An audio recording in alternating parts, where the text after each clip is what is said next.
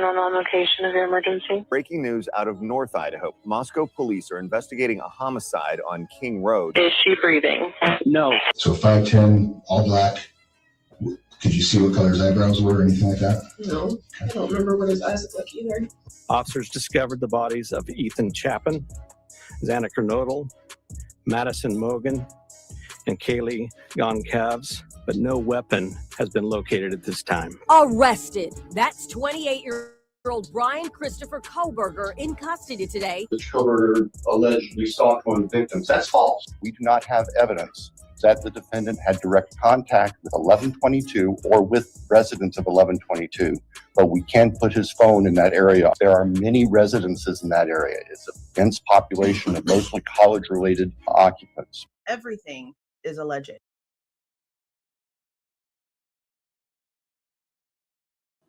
Hey, you guys. Good evening. How is everyone doing? Now, I know I said earlier that we were going to go live 3 times today. But see, what happened was the subject that I wanted to talk about, I needed some additional information before we can go live on it, which is why we're doing it now. This is the one. I didn't want to just bring these little 3-minute clips of no real context, but I also didn't want to just bring the 2 interviews, which is why it ended up being what it is. 2022, 2024, and 2026, 3 different versions of the story. You're going to hear the one that they gave to Chronicles of Olivia on 12/28/22, a few days before Bryan Kohberger's arrest. You're going to hear the one where Kristi tells people on the interview room that Steve Goncalves had to go to urgent care that day, and he was diagnosed with Ramsay Hunt at the urgent care office. Then you're going to hear the most recent one from this year on Stranger Conversations or Conversations with a Stranger, whatever that freaking whatever podcast, whatever the hell that was, is, where Steve doesn't mention anything about the urgent care or Ramsay Hunt and talks about how he was on call and he couldn't leave. Just different excuses for different things and just different versions of what's supposed to be the same story. What I also noticed in getting these together is that in one, Steve, the son, is currently enrolled, and in the other, he graduated the year before. Isn't that something a parent would know and not get confuzzled? You know? So we're going to go through all 3 of these. I think the shortest clip is probably the one from Chronicles of Olivia. Pretty sure the longest one is the one from the interview room. Kristi talks the majority of that one. Just interesting differences, including timings of phone calls and who was actually at the house and who was getting calls when and when did you know that it was real. It's just interesting how all those things changed. Very strange how these things have changed. So we're going to go through these.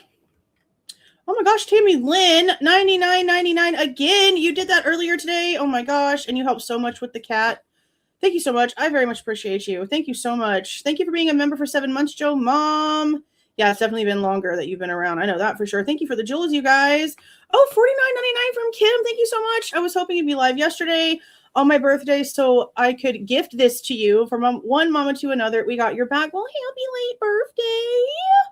Happy late birthday. I hope you had a great birthday. Thank you so much. Thank you for the 5, Blondie. You've been around longer, though. I know you've been around longer. Thank you for the 5, JJPP. Oh, well, thank you. Oh, thank you. I have to do an ad sponsorship when I'm done here, so I'm trying to look cute. I'm trying to look cute. Hey there, Dream Shark. How you doing? 9 months. Thank you for being a member for so long.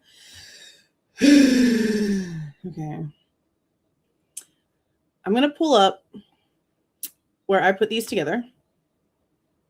And while they are playing, if you want to go and watch them on their original platforms, I'll give you those links. But these will all eventually be on the archive. Because I need to put all this kind of stuff on the archive, especially since things keep changing. And again, there is no reason at all that these parents are not being honest about their child's life There is no good reason whatsoever why there are nothing but excuses that they keep giving for why they didn't go to Moscow, why the reason keeps changing. There's also no reason at all for them to be lying about this kind of thing to begin with. What is the point in lying about simple things? Simple things. And them lying about simple things and being shady about simple things has been the way it's been since the very beginning. And it's not just what they did with the media. It's also the way that they handled things with the police. They refused to be a part of the victimology interviews for Kaylee, which means they got no information at all from her actual family, places that she goes, people that she might talk to that other people might not know about, certain things that she might do that other people don't know about, some from childhood, people in her past, nothing. They didn't help do any of it. They refused to be interviewed deeply, which is weird.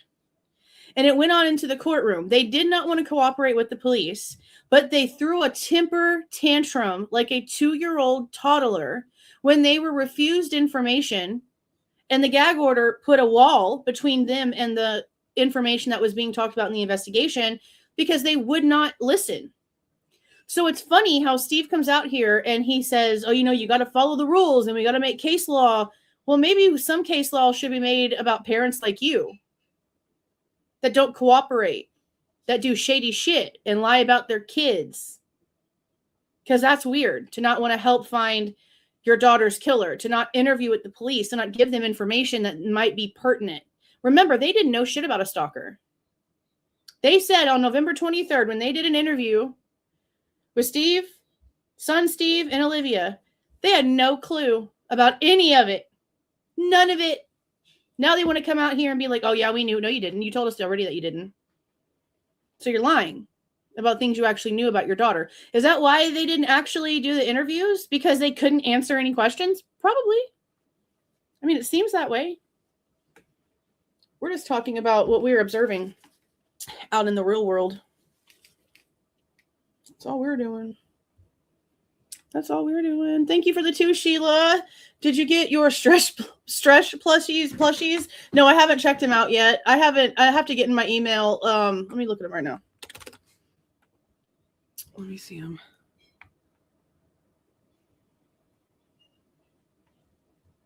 Oh my gosh. These are hilarious. Like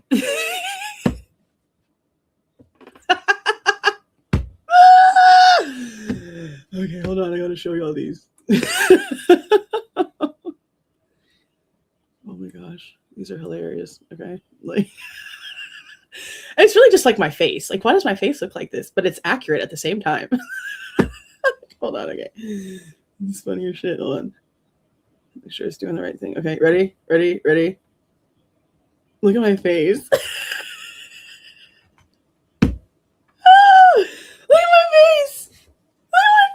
That's so freaking hilarious. Oh my God. Look at my freaking face. So full of bullshit, this guy. River of lies. Yeah, look, I'm like mad. This is funny. River of lies, excuses, deception, half-truths, denial, untruthful, manipulation, misstating, illusions. Yeah. Dude is full of shit. SS fibbing. Take your SS fibbing boat down the river of lies, Steve. This one's funny. Look at my face. I'm too happy to be throwing this ball at Steve. I really would be that happy to throw a ball at Steve. Right in the damn throat, bro. Right in the throat. Make him stop talking for a while. 3 throws for $5. Take my money all day long. Take my money all day long. It's so funny. Steve gets on my damn nerves. Steve sucks. Those are cute, Sheila. Thank you. My face always looks so extra expressive. Shit's so funny. Oh my God. Okay. It's the crossball cap. Yeah. It's the... Oh, he sucks. All right. So the whole thing with all three clips is only 23-ish minutes. It's very short. Now, these are obviously from longer interviews, and eventually as we're going back and re-reviewing older things, we're going to end up going through all of these, like full length, all of them. These are just the clips from all 3 years where they're talking about what happened that day. The phone call from the niece, how the day started, what was going on, up until the knock on the door. That's what these clips are. You ready? Dude, they're so funny. It's so funny. I love it. All right, you ready, guys? All right, here we go. And this is going to be like in between them. The phone call the Goncalves family received on November 13th is one they'll never forget. We were, it was Sunday around we were watching football. 1-ish, and we were like watching every football. family, or a lot of families on Sunday. And then our son was here. Everybody was home except for. So, Steve Jr., technically, because Steve's father passed away, so I guess he's the junior left alive. We just been calling him Steve Jr., but I guess he's technically the third. Anyway, Steve, the son Steve, was already there when they started getting phone calls. She tells more of him showing up that day, meaning that overnight he wasn't there. Again, I don't know where he lived at the time, because they also give us separate stories about him still being at school or him graduating the year prior in all three of these versions. So I still don't know where he was the night of. I don't know if he went back to the university because of the football game. I don't know. I don't think we've ever had an answer for that we've been able to find. We were, it was Sunday around. We were watching football. 1-ish, and we were like watching every football. family, or a lot of families on Sunday. And then our son was here. Everybody was home except. No, this is there. This is there right now. I'm going to get the link for it right now. This and like 3 or 4 other little small videos, including one where somebody who's a friend of Bryan's calls, and it's just like the camera on the phone and a voice out the phone. I don't remember if she still has her WSU mom, Kim, one up there, but she's one of the other people that talked to Kim pretty lengthy on the phone and recorded it and posted it. Olivia, this is Chronicles of Olivia, by the way, the one who's now married into the family as of last month. Yeah, that one. Removed everything from her TikTok. Her TikToks for this case had hundreds of millions of views, probably altogether. Tens of millions of likes, hundreds of millions of views. And if you go and look on her page now, they're completely gone. All of it. Which I find just very strange. But no, as these play, I'm going to get the original links for them. She was down at her home. We gather. And my niece. See how he has to instantly be like, we have to make these people know that we're a big family because we gather on Sunday. Okay, Steve. And we were like watching every football. family, or a lot of families on Sunday. And then our son was here. Everybody was home except for she was down at her home. We gather. And my niece called me and she was freaking out. And she said, Kristi, have you talked to Kaylee? And I said, yesterday, like last night. And she said, something bad happened. And she was just bawling. And I said, well, what do you mean? And she said, I think Kaylee's dead. And I said, well, what do you mean? And she all said, our stomachs just dropped. She said there was somebody just called me and they live down there. She said there was a party last night and Kaylee. See, now when she tells this story later, it's the husband of the niece that calls her. And she says, well, my niece's husband that has some sort of affiliation with the school called her and told her. And in this, it's, well, somebody called me. It was her husband, not a somebody. What do you mean? And she all said, our stomachs just dropped. She said there was somebody just called me and they live down there. She said there was a party last night and Kaylee, so we went in and shot the party up and Kaylee was shot. I was like, what? And I just threw my phone. I started screaming. I started telling everybody to call Olivia and to get all her roommates on the phone. And I started calling Maddie, and Maddie wouldn't answer. I said, no, this can't be, because Maddie would call me. If Kaylee was shot last night at a party, Maddie or Jack would have called me. Like, no, and I called Kaylee and went straight to voicemail. I was calling Maddie, I was calling Jack, it was ringing. And mind you, again, Jack Tucor was sitting in the back of that police car right there in front of that house. Outcast's channel put out the camera footage of the back seat. I did go in and do a screen recording of it the other day and sort of listen to it in the background. There's a lot of very much emotional crying before knowing what the hell was going on, and words that are just odd for, again, not knowing apparently what's going on. He never answered the phone for them. He never called them all that entire time that he was sitting in the back of the cop car. Afterwards, going to the police station, giving an interview. I don't know when the first time was that he actually contacted them, but the only person he apparently contacted in the back of that car was his sister, like on the phone. Now, there might be other people, but that's the only one that we've actually had verified so far. And that's only because of a cousin mentioning something when they were interviewed for the Netflix doc that just came out. Jack never called them. Jack never answered the phone, as they were frantically calling Jack's phone at the same time they were calling Kaylee and Maddie's. Why wouldn't he have answered the phone? Why wouldn't he have called them? That's crazy to me, for as much as they protect him. That's wild. If Kaylee was shot last night at a party, Maddie or Jack would have called me. Like, no. And I called Kaylee and went straight to voicemail. I was calling Maddie. I was calling Jack. It was ringing. I turned on the TV and I saw it was like 1122 King Road. Like, Kaylee's car was in the driveway. Maddie's car was in the driveway. But it was saying an unconscious person. And we're saying, okay, maybe this isn't, like, maybe something happened. So Steve starts calling the police. Steven, our son, started calling the hospital, and he started calling the PD and saying, my name is Goncalves, and we heard that my daughter Kaylee Goncalves was killed in an accident, and they said, we can't give you any more information, we'll call you back.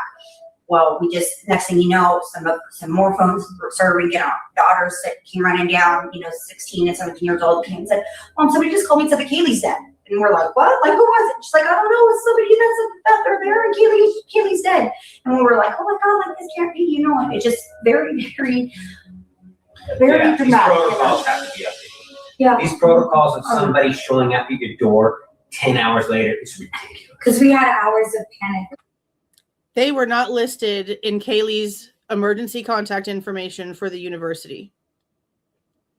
The reports show that they were able to finally get information through several different dispatches, trying to figure out who exactly needed to be contacted. Maddie actually, according to the report, didn't have her parents down as the emergency contact information either. And when they first went to Maddie's house, or went to find Maddie's house, they didn't know that it was Maddie's address because her mom has Laramie now as a last name. So at first they weren't even sure it was the right people. They weren't home. Karen and Scott had already left to go down to Moscow, but neither of the girls had their parents as emergency contacts. So them not getting notified for hours technically couldn't be helped because they didn't have Kaylee wasn't connected to their information in anything that they had access to at the time. Before the sheriff department. It was terrible. It was about 4:30. Which again, the report doesn't mention anything about Jack giving them this information. As far as I can remember, and I'll go pull it up because I just looked at it yesterday. I'll go pull it up again right now. It doesn't mention anything as far as I can remember about Jack giving him that info, which is also interesting if that's actually accurate, considering that he told them from the second he showed up that he's the ex-boyfriend. The lack of communication there is interesting. Yeah. These protocols of somebody showing up at your door 10 hours later is ridiculous. Because we had hours of panic before the sheriff It was department. terrible. It was about 4:30. So you guys, they never called you. You guys found this out from family members that were in. And again, saying hours and hours of panic. Okay, well, that would have been even lessened if you'd have gone down to Moscow. If you'd have gotten in the vehicle and driven down to where your daughter was, where her house was plastered all over the news, where you were getting calls from literal family members about something happening to her, then you wouldn't have been in a panic of not knowing for so long. It would have been, now you know the answer, and the real emotions and the real things can now set in. So them saying, oh, we didn't know for so long, blah, blah, blah, you could have avoided that. And it's interesting because in the more recent interview, Kristi even says, I could have gone. She literally says out loud to the guy, I could have gone I would still love to know what that guy's thoughts were after listening to them two blabble on. Before the sheriff It was department. terrible. It was about 4:30. And I So you guys, you know, they never called you. You guys found this out from family members that were in the area, and you guys didn't get notified. You actually reached out to them, and you guys still didn't get notified. He wound up calling them twice. I get it. Their protocols are all about, like, you know, maybe they'll commit suicide or something, but they have to be updated because social media moves so fast, so quick. That's why we are using social media. I'm not using the most common channels. We called Karen and we asked Karen if she had heard anything, and she goes, "Yes, I was told that I need to get down there. There was an accident." Was good. We honestly. We thought maybe Maddie was the unconscious person, and we had already been told by several people, like 100% Kaylee was dead, and we were like, 100%. We've already been told by so many people 100% Kaylee was dead. And you're just going, you haven't heard from authorities. You haven't gotten a call from a hospital. You haven't gotten a call from a sheriff or from a coroner or anyone. And you're like, oh yeah, we were told by all these people, so we already knew. I'm not just going to take some random ass freaking weirdo who's calling my phone for any damn sort of confirmation on my damn kid. But you do you, weirdo. That's crazy. There was an accident. Was good. We honestly. We thought maybe Maddie was the unconscious person. And we had already been told by several people, like 100% Kaylee was dead. And we were like, 100%, and they're wrong. They're like, Maddie was just unconscious. and then we're like, but Karen got a call, saying to come down there. We haven't got a That call. was a good sign. So we're like, oh. And I kept giving them hope. I kept saying, if it happened last night, you guys would know by now. I kept giving them hope. I said, they just released an article that the roommates are being questioned right now. You know, they probably took their phones, Mom. Like, I just kept giving them hope because I live in Los Angeles. It wasn't here. And that's all I could do. But like, it's just this feeling in your gut that like, I just sat with. I knew as soon as my niece, I knew as soon as Sabrina called, I knew that it was real. Right there. In the 2026 one, you're going to hear both of these idiots say, we didn't know it was murder until the cops came and showed up and went through fentanyl and blah, blah, blah, blah. No, that was a quad homicide. Oh my God. That's when we knew. We didn't know. Who takes an unconscious person and just blah, blah, blah. She says right here off the jump, the second my niece called me, I knew Kaylee was dead. The second my niece called me, I knew it was real. So they have now pushed, and you're going to see it. They have now pushed the sincerity of, I knew it was real. The second my niece called me, my heart fell to my stomach. I just knew. It took everything out of me. Everything told me this is real. This is really happening. What the hell? We've got to figure out what's going on. No. Now you're going to use the fact that everyone's disappointed in how you have actually behaved. Compared to the way that you try to pretend that y'all actually are. Okay. Now you're trying to backtrack and be like, oh, you know, we weren't really sure. We just had all kind of people calling us and we just didn't really know. Well, here you are saying 100% you knew for real. And even knowing 100% for real, you still didn't do shit. It doesn't matter that you couldn't get to her to help her, save her life or anything else. The fact that you just took it without seeing, without authority, without like, well, who just does that? A house full collectively, because you're going to hear it's not just them that were all there. It's also both of these people's parents. Both of their mothers are there. There were 1,000 freaking adults in that house. None of them left. None of them headed to Moscow. The pregnant girl and her husband drive all the way from California, but these idiots couldn't be bothered. Or the other people in the house, apparently. Jesus. And she was freaking out. And then cops showed up around 4:30. Yeah, the sheriff came around 4:30, and then he told us that there were 4 victims, and we said, is one of them Maddie Mogen? And he told us yes. And we realized that it was Kaylee and Maddie. We still knew she was going down there. I couldn't tell. Yeah, Karen was still on her way, and she still tried. And then she got down there, and she got there about 20 minutes after we got the news, and I think that's pretty much where Chronicles of Olivia cuts it off. Let me go get the link real quick. This is where she cuts it off and moves on to a different subject, sort of like about the day.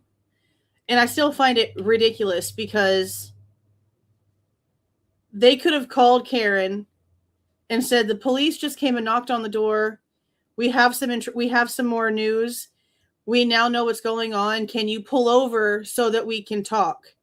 Can you pull over so that we can tell you what the officers just told us? And instead of doing that and telling these people that they've raised each other's kids together, basically from people that actually, you know, are part of the family, they just let them hear it from strangers and just whatever, basically. And in one of the interviews, it basically seems like they were just telling her some sort of story, which whatever, people are probably going to have different opinions on that kind of stuff. But I feel like if you know you're both freaking out and neither one of you can get a hold of your kids and you don't know what's going on, you're telling, they end up saying that they tell Karen that they knew that Kaylee was dead. So instead of telling Karen, Maddie's also dead, they let her continue on that drive with hope that her daughter was alive for her just not to be, with the Goncalveses knowing the truth the whole time after the police got there. And they mentioned how she had to say that she said this to her, that we were telling Karen that Kaylee was dead. So you just allowed her to have a false hope that her daughter was still alive when you had already known for 20 minutes that that's not true. Like, that's just jacked up to me. I don't give a shit. That's jacked up to me. Okay, here is the link right here to the original.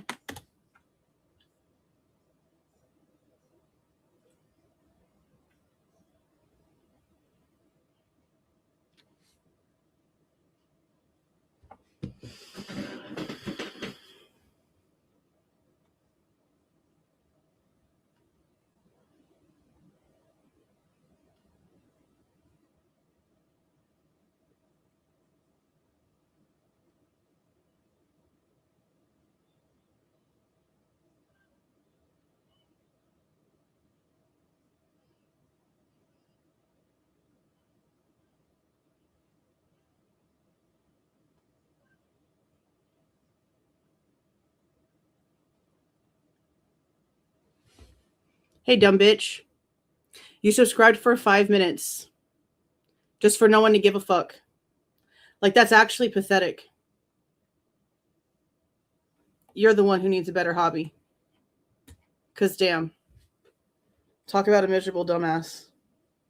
Any hoosers. So this is going to be the one 2 years later. Now, David Clayton over on TikTok had shared this, and I saw it either last night or this morning. This is the clip that I've been telling you guys about that blew our minds. And this was about 2 years after the fact. This was on April 7th, 2024. 2024 on the interview room. See, I didn't remember it being on the interview room, but the second I saw the way that the name thingy is, I knew that this was interview room. Mm-hmm. So this one's 2024. This is where she's going to mention him being in urgent care that morning. This is that one.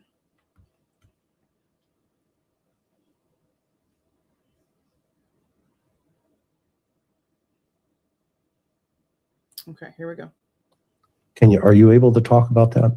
Oh, hold on. Yeah. Just curious. She got down there. And okay. She got there about 20 minutes after we got the news. And yeah, I don't know why they cut it off like that. I think the world is curious about that November 13th day, the day you found out in the phone call. Are you able to talk about that?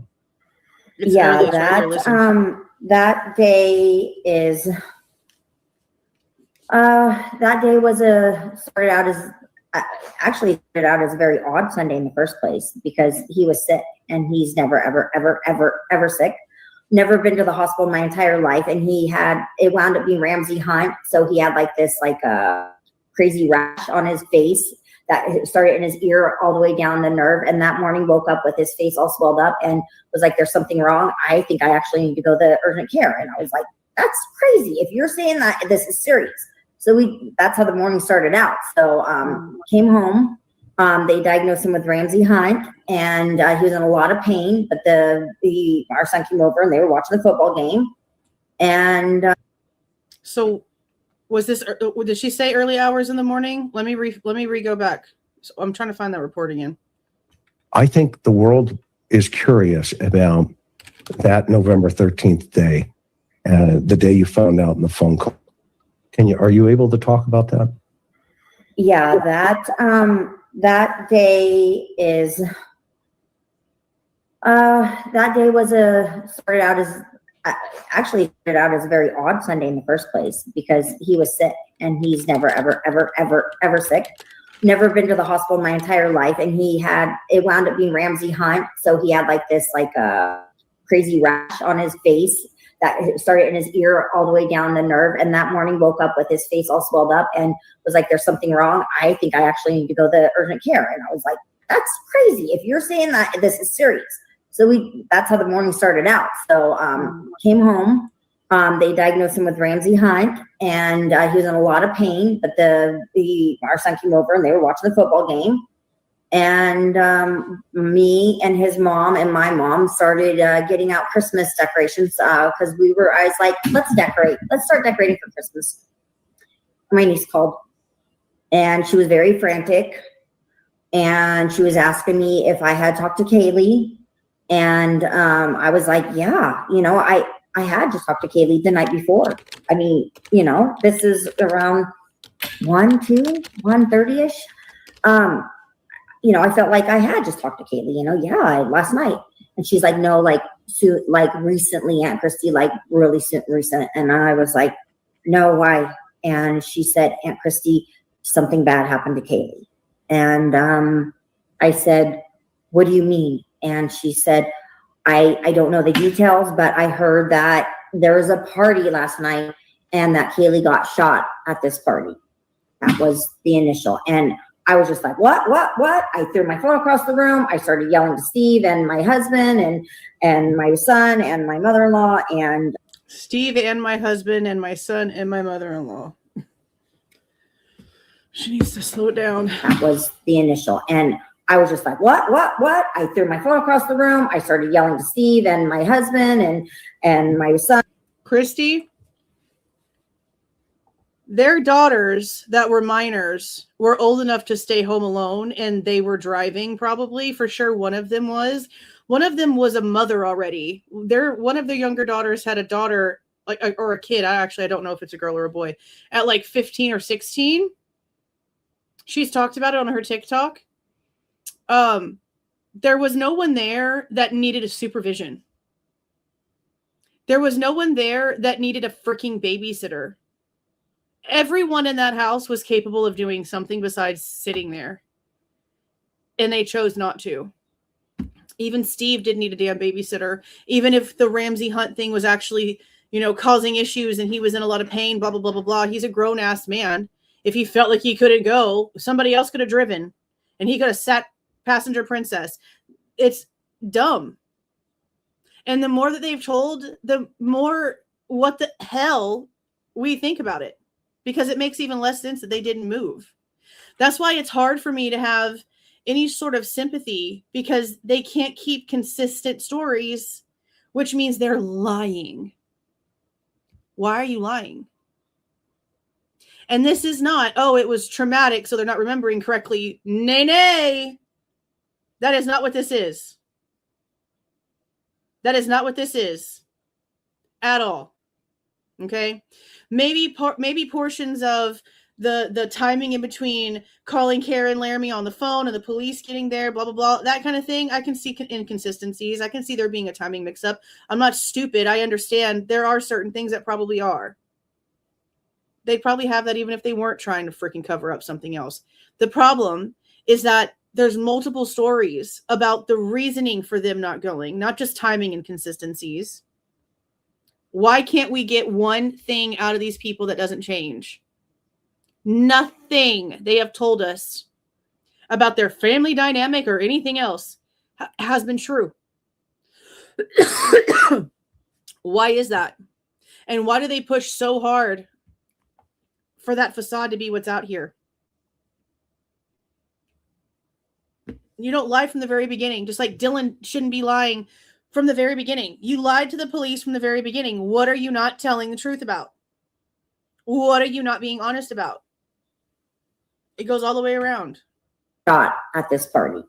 That was the initial. And I was just like, what? I threw my phone across the room. I started yelling to Steve and my husband and my son and my mother-in-law. And start calling everybody. So I immediately start calling Kaylee. Kaylee's phone goes directly to voicemail. I start calling Maddie. He's calling the hospital. My son is calling the police department. I'm calling Olivia, telling Olivia to start calling people. That's the opposite of what she said earlier. Hold on. I started yelling to Steve and my husband and my son and my mother-in-law and start calling everybody. So I immediately start calling Kaylee. Kaylee's phone goes directly to voicemail. I start calling Maddie. He's calling the hospital. My son is calling the police department. So before it was husband calling the police department, son calling the hospital. And I guess see, even like that's something right there. I could see like being okay to get like mixed up. But some of this stuff, you definitely can tell there's something else going on here. Hold on.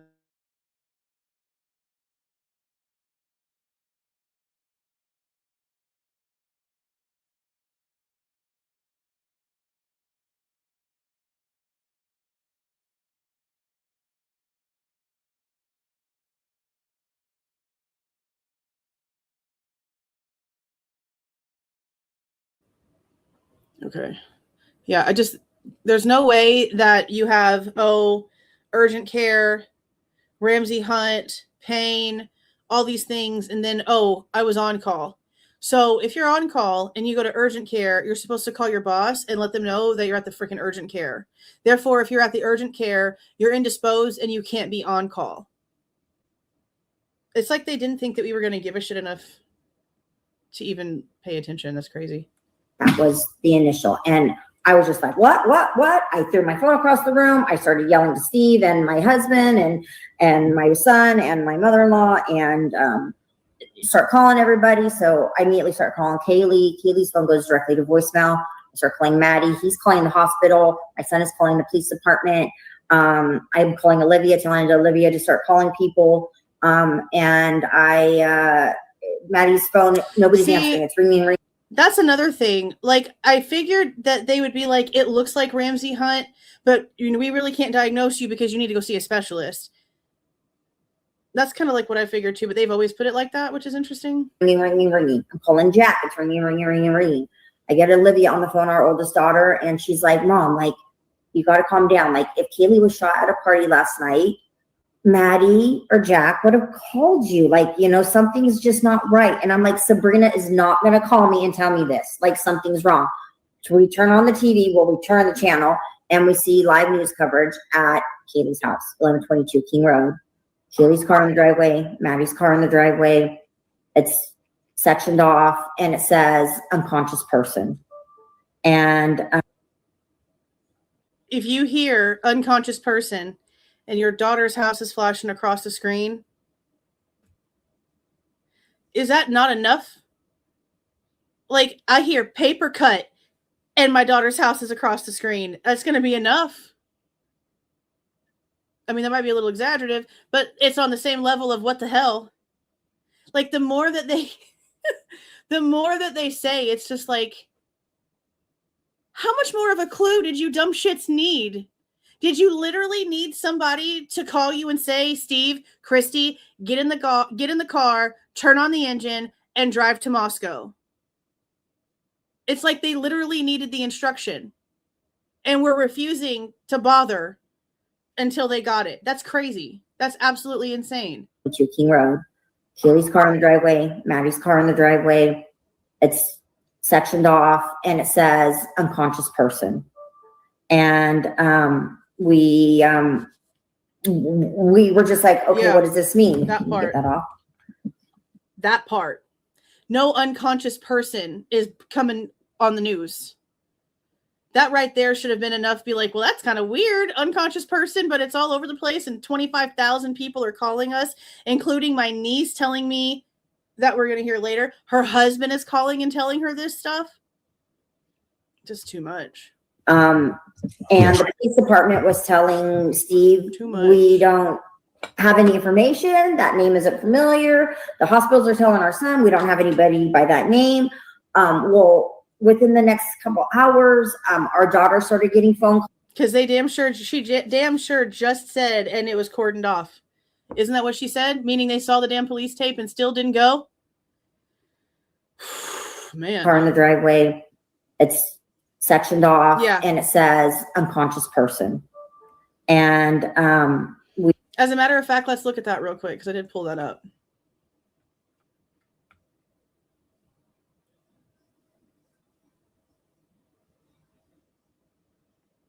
Find a video.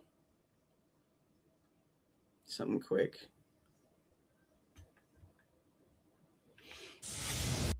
This is Oh, so this is the same thing that Justin Bieber has, guys. pretty serious, as you can see. Let's watch this guy. I like this guy. Justin Bieber recently shared on. Hold on. This is where a doctor explains Ramsey Hunt. Y'all know Dr. Yawn? Dr. Yawn? Hold on. I didn't realize that's what the Biebs had. Let's see. Let's watch this real quick. It'll explain what it is. Justin Bieber recently shared on Instagram that he's dealing with a major facial paralysis. As you can probably see from my face, I have this syndrome called Ramsey Hunt syndrome. And it is from this virus that attacks the nerve in my ear, my facial nerves. Just like Justin said, Ramsey Hunt syndrome is a rare neurological condition where a virus affects the facial nerve, and this can result in facial paralysis. A virus. It's very rare. It happens in only 5 out of 100,000 people. Now, it's actually caused by the chickenpox virus, otherwise known as varicella zoster, and this is a virus that so many of us have. Once you recover from chickenpox, the virus essentially lays dormant in your body, living in your nervous system. Now, the virus can reactivate years to even decades later, and when it does, it can create a condition called shingles. And this is a very painful rash that occurs in what we call a dermatome, or a part of the skin that is supplied by the nerves in which the virus is reactivated in. As you can see, this eye is not blinking. I can't smile on this side of my face. This nostril will not. Now, I've never seen Steve have an issue speaking. I've never once seen Steve have any sort of delay in his face on either side when he's talking. Ever. Move. So there's full paralysis in this side of my face. Shingles can present in... And see, right there, the first time they showed their faces on the news, I don't know, I have to go back and check the memorial dates. But the first time that I clocked that he showed his face on the news was on 11/23. The first news interview that I could find with the Goncalveses was on 11/20, and it was on the phone. And that's when Kristi called Kaylee a brat for not being with Jack. Her very first ever phone interview about her daughter's freaking murder. And she mocks her. She mimics her voice the way I make fun of Gypsy Rose. She did that shit to Kaylee. Okay. That's why I didn't like her right off the bat. I am sorry. What did you just say? It's been a week. The hell is wrong with you? The hell is wrong with you? But that was on the phone. That wasn't on their face. That didn't have anything to do with the face. And again, I have never seen Steve have any sort of delay at all. And for him to be able to go on tours where he is literally on news station after news station after podcast for weeks at a time.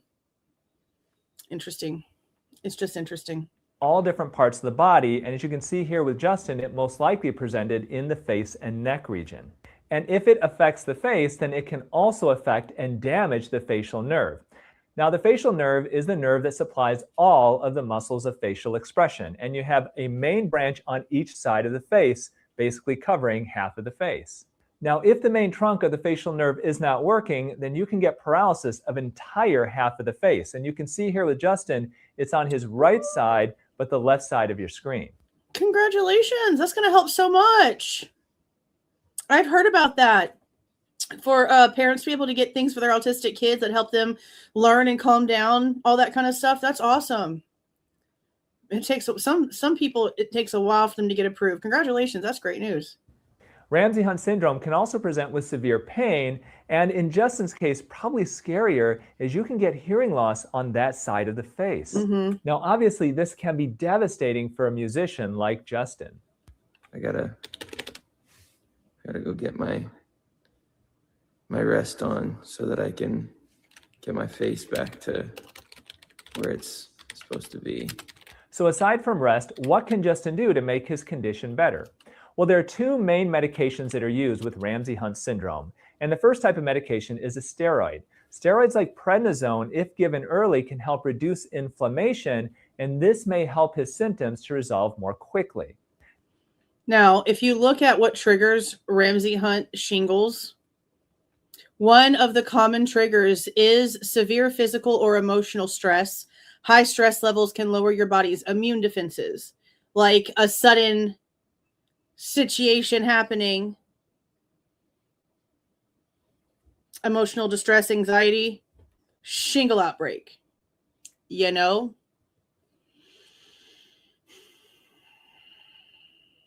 Yeah. That's why that little story is so interesting. I can't believe that she even was able to tell it. I'm surprised he didn't try to shut it down. I guess he maybe knew he couldn't.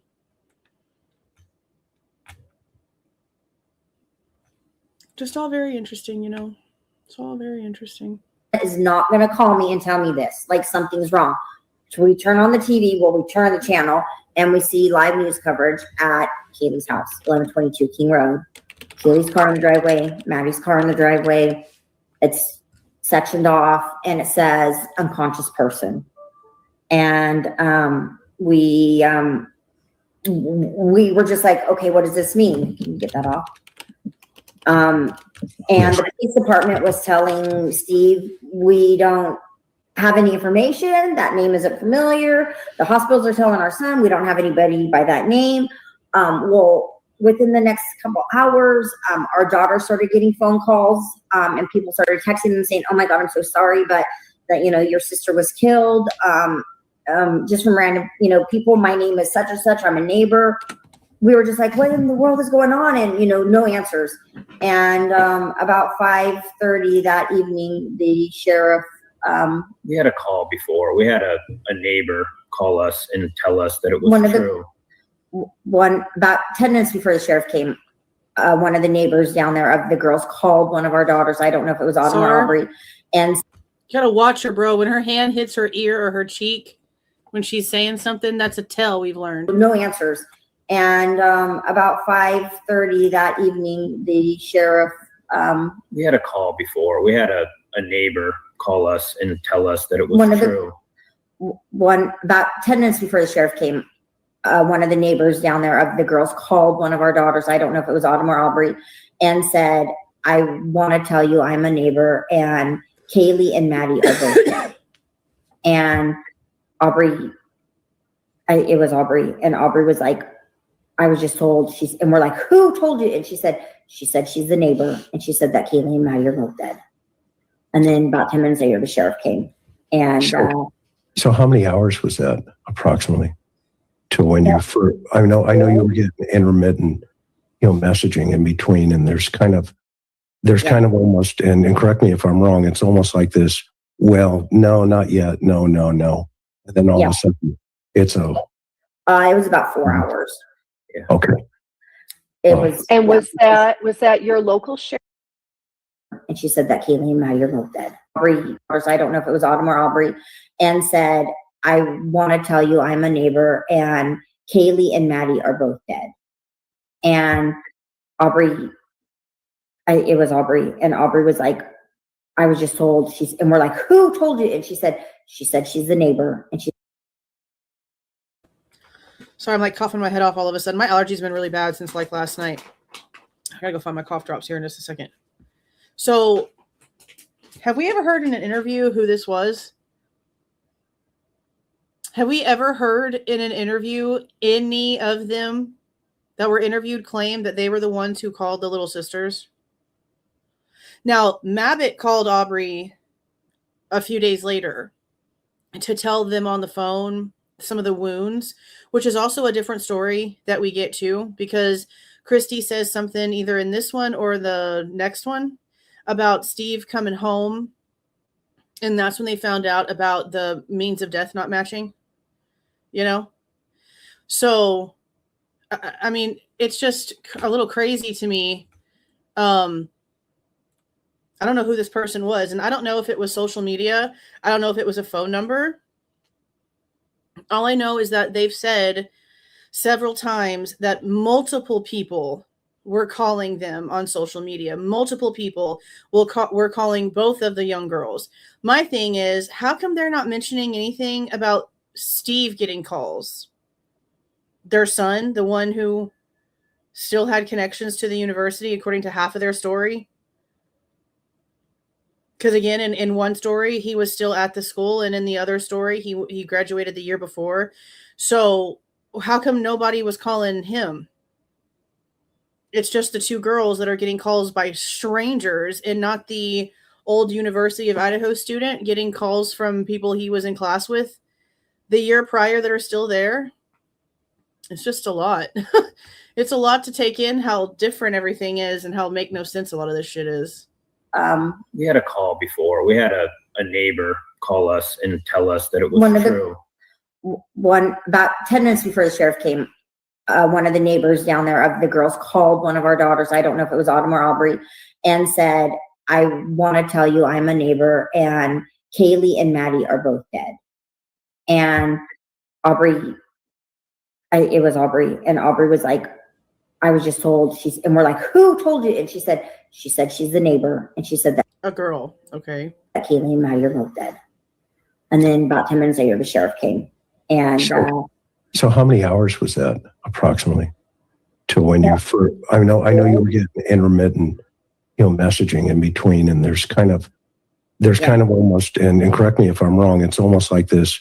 Well, no, not yet. No. And then all of a sudden, it's it was about 4 hours. Yeah. Okay. It was. And was that your local sheriff, or was that Latah County Kootenai Sheriff? County. It was your local sheriff. Yeah. Now, I tried to FOIA this over the weekend to get anything. Any of it at all. They instantly got it this morning and denied it straight up. They asked for their dates of birth to verify the people I was talking about. I gave them both Steve and Kristi's dates of birth. Very easy to find. Steve needs to do better cleaning up his information. That shit's all over the damn internet. They denied it straight up, which I kind of figured that they would deny any dash cam or body cam or anything. But why can I not get the written reports from the officer that went out there? They won't even give me the written report. We have the guy's name. And they won't even give us the written report. Look, I'll show you all this report right here. That came from MPD real quick.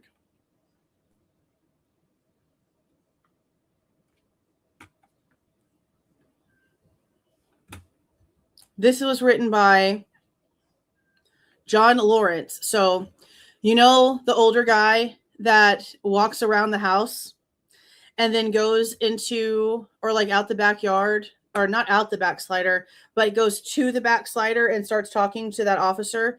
And we're like, why the hell did he go upstairs by himself? That's Lawrence, the older guy.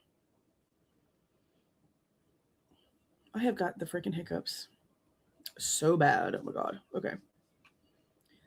And for those who want the number, this is supplement number 7. This is supplement number 7. Can I make this bigger? I hate when I feel like y'all can't see.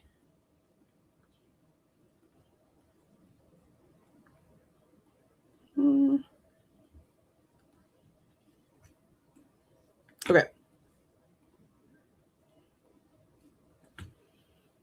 So it says down here,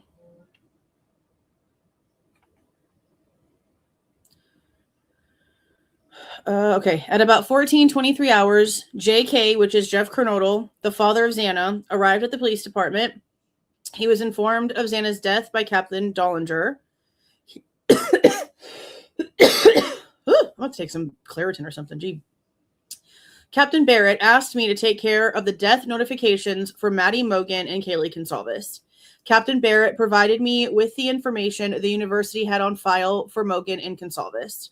There was no emergency contact information for either, so I called Kootenai County Dispatch due to Mogen and Goncalves' home addresses being in Kootenai County. I provided M, the KCSO dispatcher, of the addresses listed with the university for Madison Mogen and Kaylee Goncalves. So they had their parents' home addresses listed for their own information, but they didn't have the parents' phone numbers, so they didn't know who to call. M told me she had the names Steve and Kristi Goncalves. I know it's a C, but that's because this guy didn't know that it was a K at the time, and Kristi, for the most part, is spelled with a C, so that's why it says that. Listed as residents of the address provided for Kaylee Goncalves. I requested a death notification for them. I was contacted by Deputy Mitch Jan from KSCO. He asked me what he could tell the parents, and I informed him we knew very little at this time. A short time later, Deputy Jan called me and told me that when he arrived to give the notification, the parents were already aware. Now, notice right here it says we have to basically inform them that their daughter has passed away, but we don't have any details. But the way that the Goncalves always tell it is that this guy had all the answers and was saying, no, it wasn't fentanyl, no, it wasn't overdose, no, it wasn't this, no, it wasn't that. How did he know to be able to answer those questions? How did he know? I'm going to tell my kid to get the stuff from outside. How did he know that? If he's not being told any of that stuff on the phone. I mean, that's kind of crazy. Then it says, I also provided Madison Mogen's address, and M was not able to locate anyone with the same name Mogen at that address. M said she would send a Coeur d'Alene PD officer by the residence to make contact. A short time later, Officer Matt Sykes requested I call him. When I made contact with Officer Sykes, he told me Scott and Karen Laramie, parents of Madison Mogen, were driving to Moscow. About 20 minutes after my conversation with Officer Sykes, the Laramies arrived. Everything's 20 minutes, all the same. That's crazy. The Laramies arrived at the PD. Captain Barrett gave the death notification. Captain Barrett requested I interviewed them. So we've got two different officers right here, and I even used the officer's name. They will not even give me the written report. I don't really care too much, honestly, about I do. I want to see Steve's face.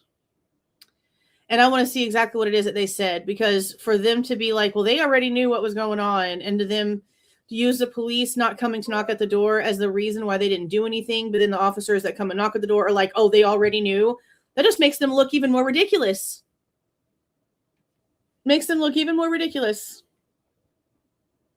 Absolutely wild. Absolutely ridiculous. But that's that report. Okay, so let's go finish this mess. And I put the link for the interview room one in here too. Okay. Yeah. Okay. It was. And was that your local sheriff, or was Yes. that Latah County sheriff? It was your local sheriff. Yeah. Kootenai County, yeah. Okay. Yeah, and Karen and Scotty, Maddie's mom and dad, they were all the way down there. So we were talking with them, and, are you guys there yet? And they were like, no, have you guys heard anything? Karen was, she had just seen that there was an unconscious person on the news and at the kids' house. And so she was like, I'm going down to get the girls. And they're not answering their phones. She just figured they were caught up in whatever was going on. That's why they weren't answering. So they just had to. That's a normal response, Kristi, in case you needed an example. Down. And when I talked to her, she was 25 minutes out from Moscow. She's like, I'm getting ready to pick up the girls. And I did not have the heart to say, well, I was telling her, we've been told that it's Kaylee and that she was shot. They just admitted they knew Maddie was dead because the officer just came and told them. And instead of telling Karen the truth and having her pull over so they could tell them on the phone, they let this woman have false hope for another 20 minutes that she was going to get to Moscow and her daughter was going to be alive.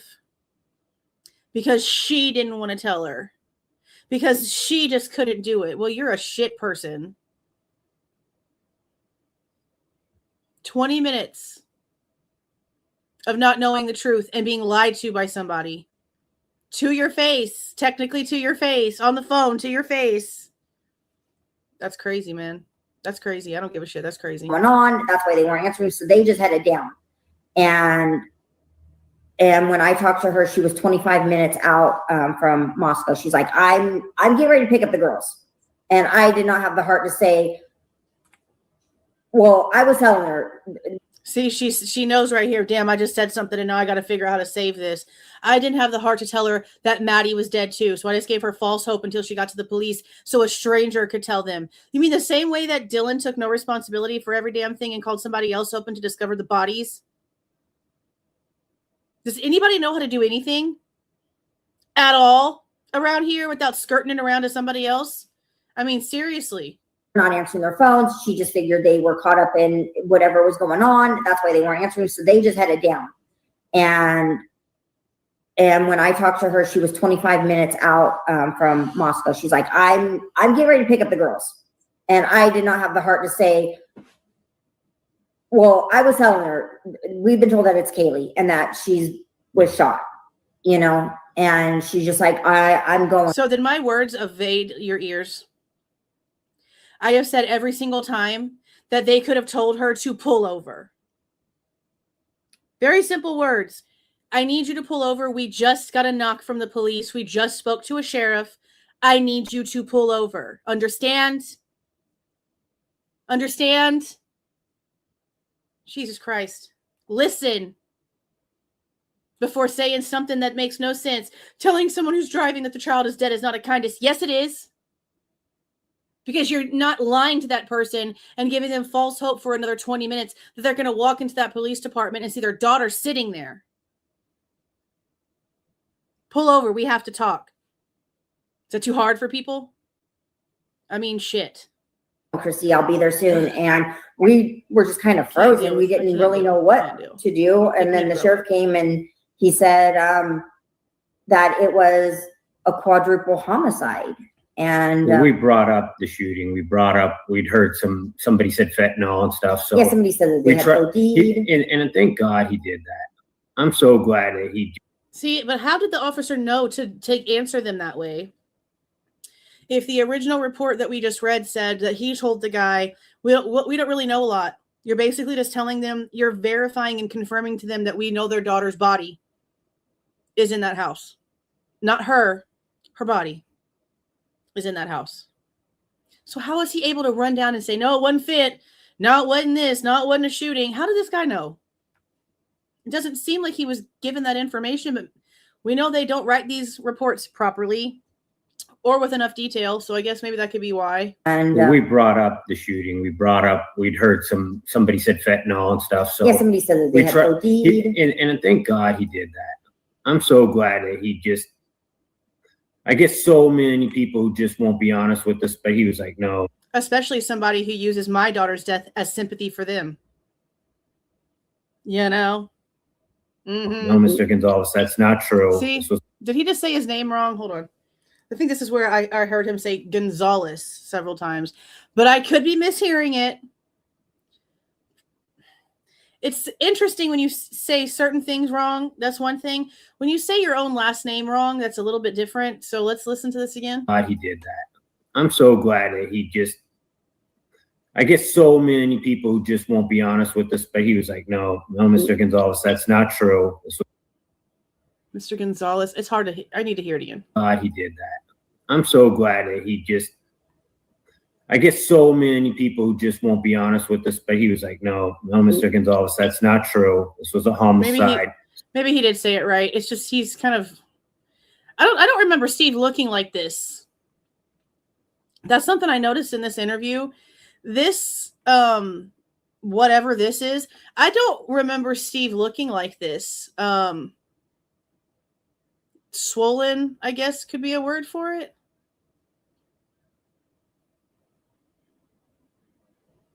I mean, there's just a lot of difference here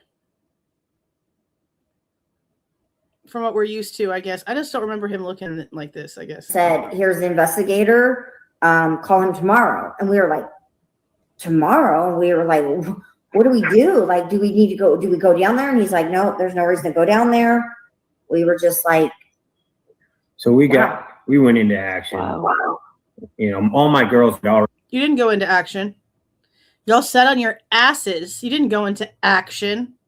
What? That's the opposite of what you did. Do we go down there? And he's like, no, there's no reason to go down there. We were just like. So we went into action. Wow. All my girls had already talked to people.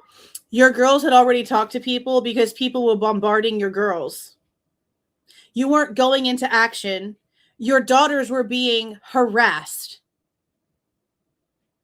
People with good intentions trying to let y'all know what was going on. Y'all didn't do shit. So now he's going to take his daughters being bombarded with phone calls and say that's them going into action.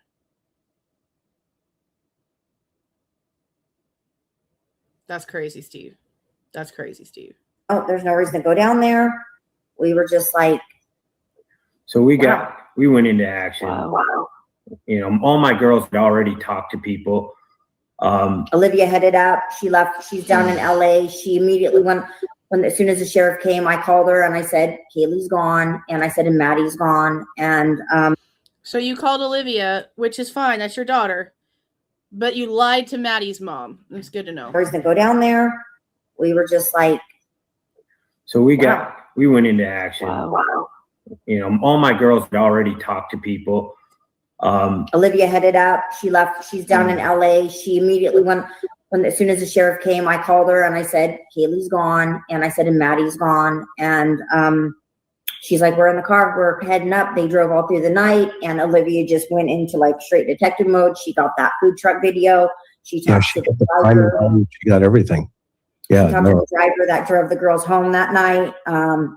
She talked to, she talked to some people that they were with at the corner bar. She talked to the girl across the street. So we started watching the footage. We started making time. Who was the girl across the street?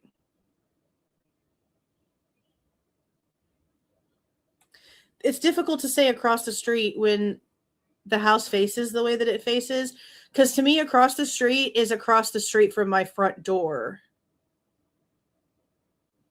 So do they mean 11:12 where Jack D got the footage? Or do they mean 11:19? Like, I don't know what they mean by that. Straight detective mode. She got that food truck video. She talked to the driver. She got everything. Yeah. She talked to the driver that drove the girls home that night. She talked to, she talked to some people that they were with at the corner bar. She talked to the girl across the street. So we started watching the footage. We started making timelines, coming together. Started looking at the footage, and they do mean 11:12 too. She talked to some people that they were with at the corner bar. She talked to the girl across the street. So we started watching the footage. We started making timelines, coming together, trying to figure out as much as we possibly could. And, you just got to get active. And I don't know, maybe you get lucky and the guys caught red-handed. For us, we never seem to have that kind of luck. And she admitted that she hadn't. She admitted that she hadn't never been over there. Active, and I don't know, maybe you get lucky and the guys caught red-handed. For us, we never seem to have that kind of luck.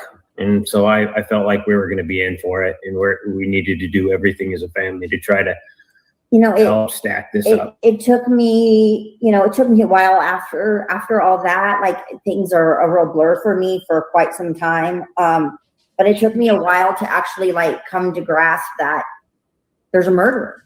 Like, we were told they were murdered, and we didn't know how until the autopsies were done. And Steve came home that day, and we didn't know. Were they stabbed? Were they beaten?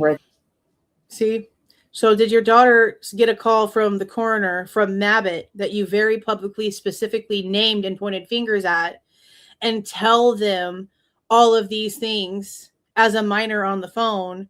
Or did Steve come home and tell you all of this? Because there's two different stories for this too. Like, we were told they were murdered, and we didn't know how until the autopsies were done. And Steve came home that day, and we didn't know. Were they stabbed? Were they beaten? Were they choked? We didn't know. And Steve came home that day and told me that they were stabbed to death. And that kind of set in for a few days. And then all of a sudden I was just like, wait a minute. There's a murder on the loose. Somebody murdered, like, this is a murder. This is serious. Yeah, exactly. That's why they make me sick because they've come out here and they've put this entire facade on to make themselves look like they're this big, huge Christian family unit that works together and shares passwords and don't keep secrets from each other and works hard together, blah, blah, blah. Okay. Just to find out, Steve abandoned his first daughter because he wanted Kristi, and Kristi made him make a choice, her or me. He married Kristi, had some more kids, forgot Samantha even freaking existed. So now he doesn't have a relationship with Samantha, doesn't have a relationship with Samantha's daughter. So he not only has tossed an entire daughter aside, but a grandchild aside as well. Did not even think to try to fix that relationship after losing his actual child. Instead, he didn't allow Samantha to have any feelings at all because her having emotions about losing Kaylee would bring his truth to light, which would put a spotlight on the fact that he's a piece of shit, and so is Kristi. And then all the truth would come out. That's why I said all that shit that she was talking, all those threats that she was making over on the Facebook page, that is how she's always been. That is how she has always spoken. That's how she's always spoken about about Samantha, spoken about Samantha's mother. We've seen the conversations. We've seen the text messages. That's who she is.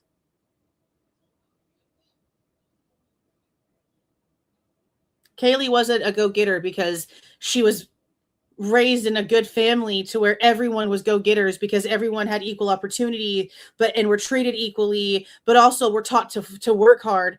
Kaylee was a go-getter because she was left behind constantly because her parents didn't help her pay for things. If she wanted shoes for school, she had to do extra chores and side jobs to be able to get shoes for school. Her dad didn't give her the extra $1,000 as a down payment on her Range Rover. Her grandmother did. Then he has the nerve to show up at the car sale. The hell is that about? Rude. You didn't even help me. What the hell are you watching me for? Okay, this is not just coming from the fact I don't like these people. We have interviews from Kaylee's friends coming out and saying there was a distance. They were fighting. Kristi didn't like Murphy because he was hyper and didn't want him there, so Kaylee couldn't go home. These are real things that we have real issues with, especially when the facade is so fake because the truth is already out there. And the more that the truth comes out, the harder they push their fake persona. That's why Steve is losing his fucking mind now, because it's getting past the point of no return for their bullshit. Because now the world is starting to see and hear things they didn't want us to. And not about their daughter, about the relationship they had with their daughter, about the lack thereof between them and their daughter. All of that. And they didn't want to be interviewed. And they didn't want to do victimology. And they lied about the reasons behind it. Try to make it seem like, oh, well, we wouldn't be able to advocate for Kaylee if we talked to the cops. That's the one good thing that Cy Ray did, was tell him on live TV, no, that ain't got shit to do with shit. That wouldn't have anything to do with anything. Those things don't have anything to do with each other. You're full of shit, Steve. I don't see how anybody can look at these people and feel anything for them anymore. I feel bad for Kaylee like I always have, even more so now. Maddie, too. Especially since some of these documentaries are out here trying to paint Karen and Scott like they just didn't have the kind of home that Maddie really needed, so the Goncalveses came and took over. That is not the case. That's not the case. Like, that's crazy. The disrespect there too. And they just allow it. They don't try to say anything or take up for that.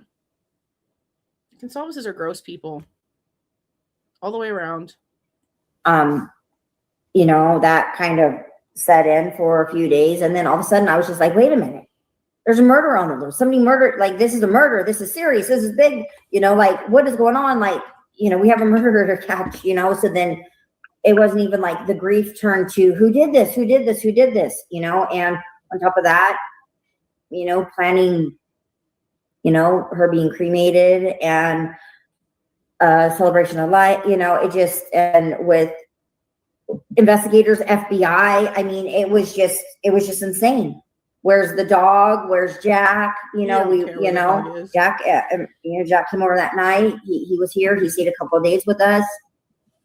He helped us find a lot of evidence. See, so they say Jack went over there that night. And we were told Jack got them the 11-12 footage. So I guess I don't believe it was that night. I don't believe it was that night. I'm pretty sure he went home and like went to bed and then went to the Goncalveses the next day on the 14th. Is how I'm pretty sure that actually happened. I don't think that he, especially since he wasn't even answering the phone for an hour, over an hour, more than that. He had his phone with him for hours. Wasn't calling them, wasn't talking to them, wasn't telling them what was going on. Like, that's crazy, considering how much they take up for him. And he's on video ignoring their calls while he's driving their vehicle at that. That's some crazy shit, okay? That's some crazy shit. And they still take up for him, which is still crazy. So I don't know exactly when Jack got the footage, but if he also was able to access it for a little while before giving access to the Goncalveses, I really wonder what it looks like before all the people logged in and did anything to it, because I don't know. I don't know if there's a way that you can go in and change things. I have no clue. I just know that it's real crazy that multiple people had to log in access to this footage for over a week before the cops actually had it because of Mallory being a dumbass. Insane stuff. That helped us understand exactly when he knew people, and he identified people in the food tour video. He's like, I know who that is. That's not true. So Kara actually told me that it was Steve Goncalves that basically requested everyone else be cremated because Kaylee had to be cremated because her face was so destroyed they couldn't have an open casket. That's how it was told to me. That's how Kara told it to me. That Jeff came up to her and said, Steve Goncalves is asking for everyone basically to cremate so that everyone can be buried the same or put to rest the same or some shit like that. I got to go back in the messages. But that's pretty much how it was said to me, that it was suggested to them by Steve because of how disfigured Kaylee was. And we know that there was some sort of funeral thing for Ethan, but then they cremated him after the fact, and she wears him in a necklace plus the rest of them in the basement, I guess. I don't know if she still wears the necklace. I'm hoping she does. I mean, goddamn. The rest of them's in the basement somewhere. But that's how it was told to me. Again, that's just what Kara told me. I don't know. But that's what she said that Jeff told her. That it had to do with Steve. That's crazy as hell. That's it. This is this roommate. This is that roommate. Mm-hmm. We really lost our two sources of what was going on in that town. That's a crazy statement. This roommate, this is that roommate. Mm-hmm. We really lost our two sources of what was going on in that town. It's our two sources for what was going on in that town. This roommate, this is that roommate. Mm-hmm. We really lost our two sources of what was going on in that town. It's 2 hours from here, so there's all these girls that we've seen in photos that are around our house, but we don't know who they are. We don't know their names. So we had somebody who could say, oh, this is her. She's from Seattle. This girl's actually from Coeur d'Alene. They all went to school together for a couple years. Yeah. There's all this backstory that you have to catch up with really, really quick, because now everything might be relevant and you need to know who that person is. And everything is still relevant, but you don't want us looking at documents anymore. I wonder what 2022 and 2024 Steve would think about 2026 Steve. Or what 2022 Steve would wonder about 2026 Steve. I don't know. It's all very strange. It's 2 hours from here, so there's all these girls that we've seen in photos that are around our house, but we don't know who they are. We don't know their names. So around our house? Okay. That's it. This is this roommate. This is that roommate. Mm-hmm. We really lost our two sources of what was going on in that town. You know, it's 2 hours from here. So in that town. That's crazy. there's all these girls that we've seen in photos that are around our house, but we don't know who they are. We don't know their names. So we had somebody who could say, oh, this is her. She's from Seattle. This girl. You had Jack.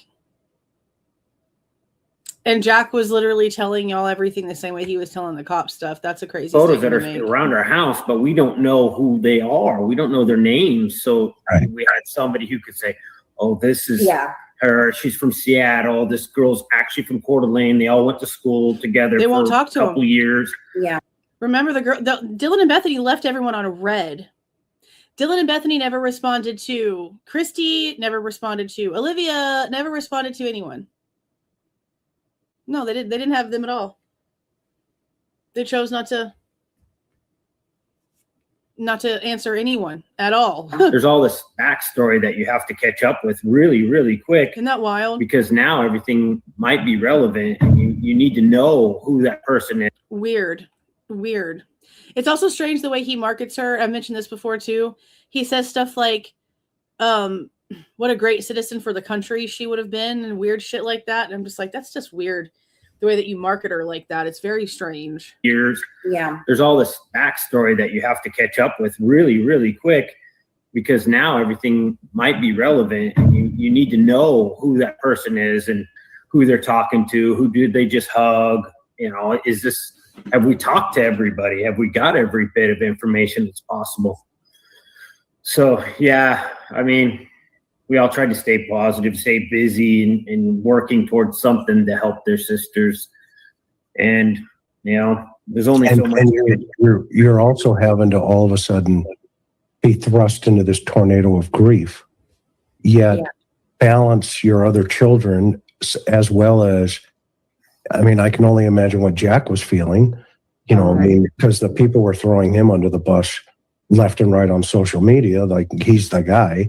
And I can only imagine your family, you know, obviously having to deal with that as well, and his parents and just everybody, you know, circling the emotional aspect. Yeah, that's where I cut it off. So that's where she says the thing about him being at urgent care. Okay. Again, 2024. This next one is the one that we went over a couple weeks ago. It was posted after Chronicles of Olivia and son Steve got married. Yeah, it was posted after, but was recorded before, which is what we figured out after we listened to the whole thing. But this is where it goes from, oh, he had to go to urgent care and it was the first time in our entire whatever, blah, blah, blah, okay, to, oh, I was on call and you can't be more than 25 miles away from the hospital. Okay, this is this one. You know, it just kind of goes back to that day, you know, when I immediately started calling Maddie over and over. And I mean,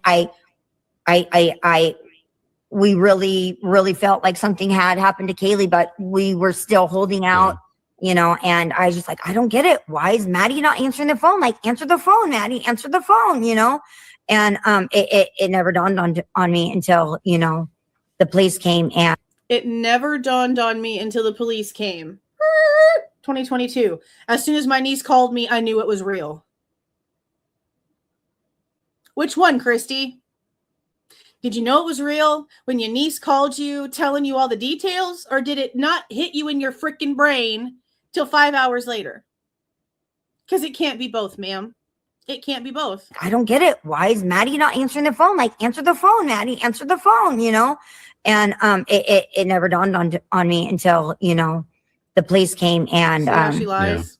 And, you know, said that it was a quadruple. And I mean, also it just hit me. And mind you, her telling Chronicles of Olivia, I knew as soon as my niece called me, that was 2 days before Bryan Kohberger's arrest. So it's been 7 weeks since the event took place. And that's how she's remembering it, was knowing right then and there, before the bombardment of the two other girls getting called, before all the other chaos and the news and all the other shit. She knew as soon as Sabrina called her. But now people are pissed because of how ridiculous they seem with their own lack of action, that she wants to push the responsibility back further as much as she can, and she can't go any further than the police coming to knock. So that's where her story now is, to give herself some grace so that she can lie to people and get them to stop looking at her a certain way when we've already heard the truth. She knew instantly, and they still chose to do nothing. Multiple adults were in that home. Nobody was incapable of doing anything. And in this interview right here is where she's literally going to tell this guy, I could have went. You think? You think? And it never dawned on me until, you know, the police came and and, you know, said that it was a quadruple. And I mean, also it just hit me, and I was just like, wait a minute. It doesn't happen. You know, Happen, wait a minute. So, yeah. And so that's how you had found out that Kaylee had died, was the police had come to your house and they gave you at least some information. Well, we found out earlier in the day, not confirmation, because I was like, until that sheriff comes, you know, this is just a bad mix up. This is something's not right. You know, I was really trying to hold out hope. Until the sheriff comes, which again, that time of them waiting for confirmation would have been cut in half if somebody would have driven down there. And it does not matter that Maddie's parents went down there. Kaylee's parents didn't. Kaylee's parents did not. Karen driving down there is not someone showing up for Kaylee. It doesn't matter that her intention, because she didn't know what was going on, was to go down there, pick up both the girls, and get them out of there. It doesn't matter that that was her intention.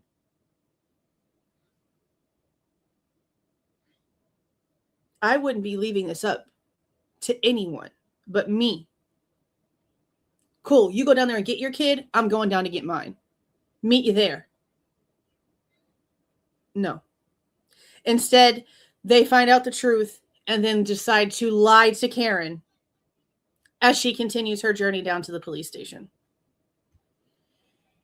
But we did get a call earlier in the day from my niece saying that something bad had happened down in Moscow.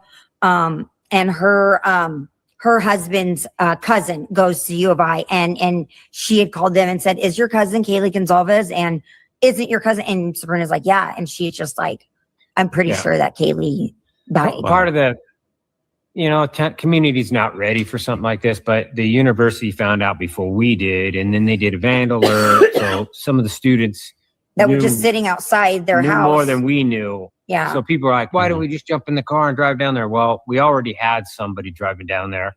Yeah. And I was on call for the hospital. You can't just go out of cell range. You sign a contract. You can't just leave and go an hour and a half away from the hospital. An hour and a half? It's not even a whole 2 hours, bitch. An hour and a half? That would have taken me an hour or less if that was my kid. Phones work everywhere pretty much. In the car, you could have called. Did you not just call them for being at urgent care? You didn't call your boss? When you went to urgent care? Again, if you went to urgent care, wouldn't you have had to have called your boss and then reassign you? Like reassign your on-call slot to the next person over, because there's always a second, just in case. There's always someone who might have to take over. So you didn't call your boss when you went to urgent care in order for them to find you a replacement, so you were still on call later?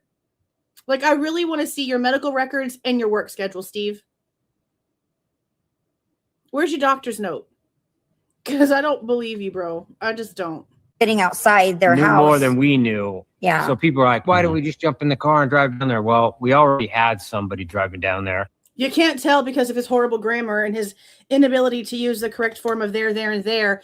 But he apparently works IT for Kootenai Health, the hospital. And he's said that himself. I'm not doxing information. He has come out here several times and said that he works for that hospital. He even gave us his coworkers' first names in the drunk dumbass interview. Just out there willy-nilly. All kind of crazy and shit. Yeah. He's IT for Kootenai Health Hospital. And I was on call for the hospital. You can't just go out of cell range. And I'll tell you right now that this is nothing important. Steve's position ain't shit. And let me tell you why, honeys. For the majority of the hospitals that I've worked for, and what I do, I work for several different hospitals throughout the entire country. Okay? From Illinois to California to Philadelphia to New York, Texas, South Carolina, Oklahoma, and everywhere in between I've worked hospitals at. Guess where their IT departments are? I'm going to look over to the chat. Guess where the majority of these hospitals' IT departments are located? I'm going to look in the chat for an answer. Because y'all have heard me complain about y'all's insurance companies. Guess where the yes, baby. India. Oh, yeah. So when you have a problem, you might as well put in your little PTO and clock the hell out because no one's going to get to you until midnight. So what Steve does is not special. They're teaching people over in India to read English to do hospital IT work. What Steve does is not special. So when he comes out here with this big, you do nothing, sir. There are people that can't even pronounce words anywhere near as good as you screw them up. And they're doing your job for a fourth of the pay. Over there, sir. So you're not doing anything special, okay? I promise you. He's not anybody important. And honestly, the fact he even still has a job, considering the shit that he has come out here and openly said, I really am curious as to if he even actually works that job. Or if that's his like front position that he tells everybody that he has when he really doesn't have a job. Because he makes money doing something else. Obviously, they make good money. He lives on 8 acres. You can go look up his address and look at it yourself. It's all over the internet. I don't have to say anything. Google his name. It's right there. He does live on 8 acres, just like he said. Nice house. It's pretty. It's one of 2. So he makes money. Home dude is nothing at the IT department to be making the kind of money that would get you an 8-acre house. Okay? So all the assumptions about where their money is coming from is definitely legitimately asked. Okay? I would be definitely questioning that given what I know about that industry. Why don't we just jump in the car and drive down there? Well, we already had somebody driving down there. And I was on call for the hospital. You can't just go out of cell range. You sign a contract. You can't just leave and go an hour and a half away from the hospital. So we stayed here and we were in India is how many tens of thousands of miles away from our hospitals? It's just so funny to me as somebody who knows this industry to hear him say, oh, you can't be 25 miles away from the facility. Try 25,000 because that's where they're at. And I'm not kidding, guys. I'll just say, for example, and honestly, I can kind of tell you all the facilities I've worked for because the company I work for doesn't have anything to do with these facilities. And there's like many levels in between. So let's just say, for example, Carl Foundation Hospital, Kaiser Permanente, their IT departments are mainly in India. So is their insurance companies, because all these facilities have insurance that goes under them for their employees and other things. All of their insurance companies, guess who I'm talking to? India. It's literally 5 p.m. here in Texas, and things are cock-a-doodle-doodling on the phone.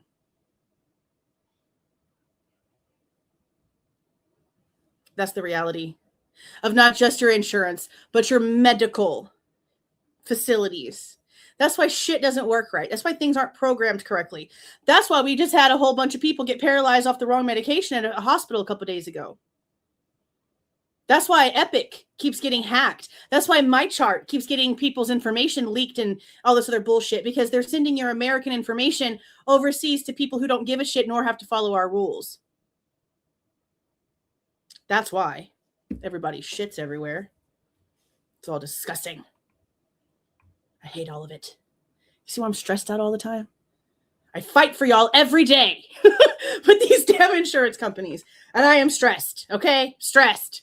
Range. You sign a contract. You can't just leave and go an hour and a half away from the hospital. So we stayed here and we were in communication with Karen. And then when they came and told us at the door that they were both gone, because we had heard that Karen was going to the hospital for somebody that was injured or something had happened. Yeah, We were still it was thinking- all a lot of just what is happening, you know? There was nothing. And, It was and all rumors. our whole family was here that day. It was a Sunday, and we were here watching the Raider game. And when you do go down to Boise or to Moscow, I mean, I could have went. You do lose. I could have went. Yeah, we know, honey. Why do you think we're so angry? We know. And we were here watching the Raider game. And when you do go down to Boise or to Moscow, I mean, I could have went. You do lose cell range for a long time. And I think just that idea of going and not potentially being able to like get that important call that you were literally waiting for from Kaylee. And we were all kind of rallied here as a family. I think that, you know, because a lot of people ask us, why didn't you guys go down there? And, you know, I don't know. We honestly just kept waiting for someone to say, hold up, everything's fine. She, you know. But she knew the second Sabrina called her. See, now there's the excuses to try to save face. And again, delay the responsibility because she knows how many hundreds of thousands of people are side-eyeing them. They've got a lot of people blind, but they've got a lot of people watching them too. I'd like to say it's about even, if not more people watching than just blindly following at this point. But that's why she's trying to push this responsibility back. That's why you cannot let them forget what they said. Because the longer and more, and I'm telling you right now, 2 years from now, who knows what's going to be the situation. A UFO crash landed into the living room is probably going to be the story 2 years from now because it changes just so much.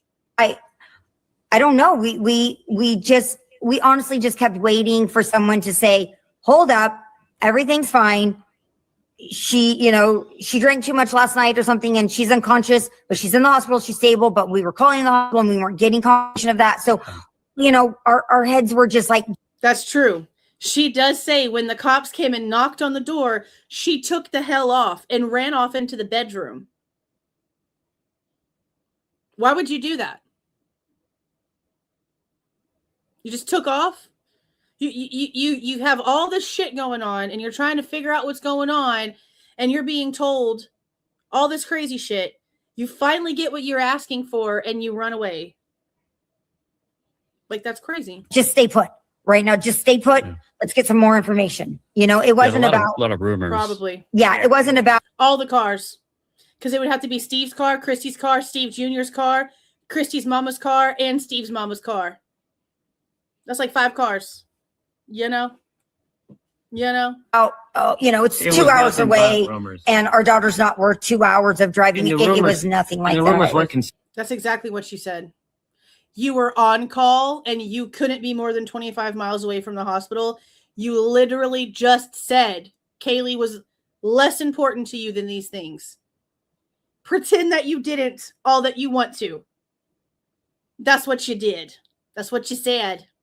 You know, it wasn't about a lot of rumors. Yeah, it wasn't about, you know, it's 2 hours away and our daughter's not worth 2 hours of driving. It was nothing like that. The rumors weren't consistent. They were like, oh, there's like, what was it, fentanyl? And it was just all over the place. She OD'd and we're like, there's no way. There's no way. We had plenty of people down there what we still knew from. And see, now they also want to pretend like Kaylee would have never touched any drugs when we know that she did cocaine. And the fact that they want to sit here and be like, oh my God, there's no way when it comes to fent, we don't know what people are cutting shit with. It very well could have been she was doing some freaking cocaine and it was laced and she died.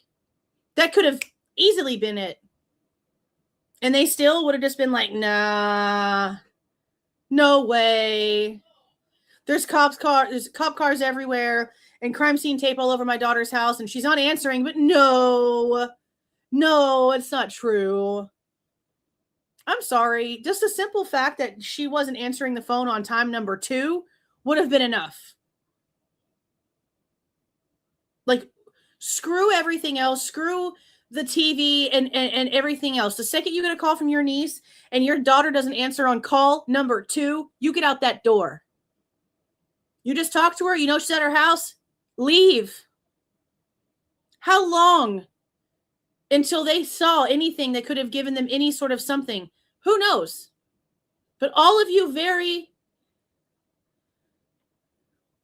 able adults, I mean, what did y'all do during that time? Continue putting up Christmas decorations? Seriously, I have so many questions. My son was still enrolled in school, so we See? still were talking.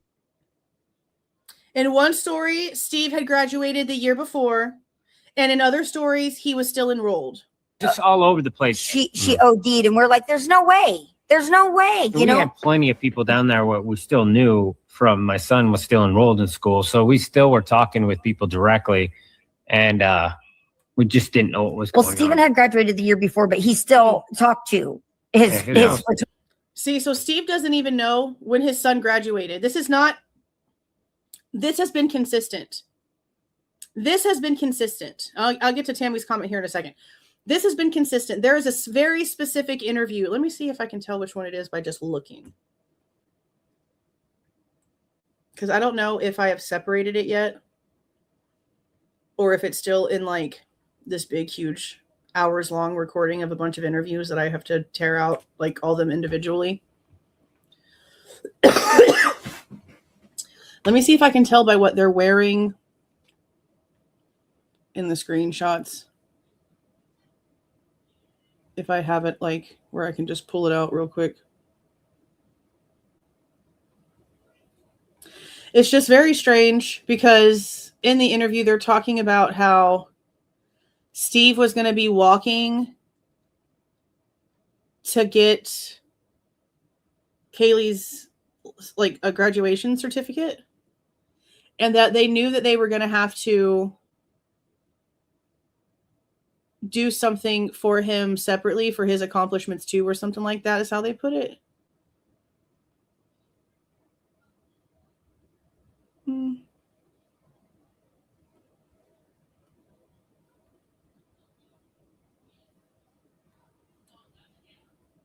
It might still be in a longer one. I know they're sitting on a couch, and like if you're looking at the screen, Steve's on this side and Kristi's on this side, and he's sort of sitting up on the couch edge and she's sort of back a little bit. It was before the arrest. It was before the arrest. I have it on StreamYard saved up. I'll pull it up later, or it'll just be something that we end up going over eventually because it's an old interview. But yeah, they say something about how he's walking to get her diploma. So they knew that they were going to have to do something separate for him to make sure that they celebrate him too. And they go on to say, well, this is how I raised my kids. You know how Steve always has to take some sort of egotistical shine to himself in literally every story ever, which is just freaking crazy. But I'm like, I don't understand why y'all have two different stories about what your son was doing and if he was in college or not. Why is this not information that y'all know? This should be information that you know. We're getting confirmation of that. So, our heads were just like, just stay put right now. Just stay put. Let's get some more information. It wasn't about a lot of rumors. Yeah, it wasn't about, it's 2 hours away and our daughter's not worth 2 hours of driving. It was nothing like that. The rumors were consistent. They were like, oh, there's like, what was it, fentanyl? And it was just all over the place. She OD'd, and we're like, there's no way. There's no way. We had plenty of people down there what we still knew from my son was still enrolled in school. So we still were talking with people directly, and we just didn't know what was going on. Well, Stephen had graduated the year before, but he still talked to his whole fraternity were, they were texting him and whatnot, messaging him and stuff like that. And he's like, I heard she OD'd, and then, we heard that there was a party and she was shot. And then the news was reporting that there was an unconscious person. So we're not that anybody was dead. There was an unconscious person. So, we're constantly calling in the hospital. We were calling in the police department, and they were telling us nothing. The hospital was saying no report of anything. And PD was saying nothing going on here. And we're like, what do you mean? Like, are you sure? Our daughter, Kaylee Goncalves, so we were just really they just basically probably were under instructions not to tell anybody over the phone that something was happening. We, as far as we knew, nothing had been going on that was official, and Karen and Scotty were on the way. They were on down. When they got the word, because they. Okay, so we'll finish this in just a second. This is what I'm worrying. This is what I'm wondering about right here.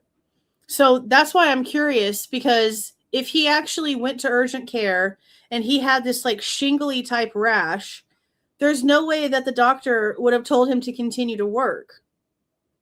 And if he was in pain and his face was swelling, I'm pretty sure that they gave him pain meds and steroids. So you're telling me that you went to urgent care, had stuff given to you for pain, for swelling, for shingles, for rash, for all the stuff that you've got going on, or whatever they ended up giving him. And then you stayed on call. You didn't call your boss. See why their shit doesn't make any sense? Their shit makes 0 sense. Go back a little bit. And we weren't getting confirmation of that. So, our heads were just like, just stay put right now. Just stay put. Yeah. Let's get some more information. It wasn't about a lot of rumors. Yeah, it wasn't about, it's 2 hours away and our daughter's not worth 2 hours of driving. It was nothing like that. The rumors weren't consistent. They were. And also remember, Kaylee's never been worth to drive to Kristi because she's never been over there. She's never gone to that house. She's never been in that area. Kaylee was never worth the drive. No, it wasn't about a lot of rumors. Yeah, it wasn't about, it's 2 hours away and our daughter's not worth 2 hours of driving. It was nothing like that. The rumors weren't consistent. They were like, oh, there's like, what was it, fentanyl? And it was just all over the place. She OD'd. We're like, there's no way. There's no way. We had plenty of people down there what we still knew from. My son was still enrolled in school. So we. But what did he just say? In the one at the interview room? The only 2 people that they had that were sources of information in that town were now gone. So were Maddie and Kaylee your only sources, Steve? Or was your son still a source for you? Which one was it? Which one is it?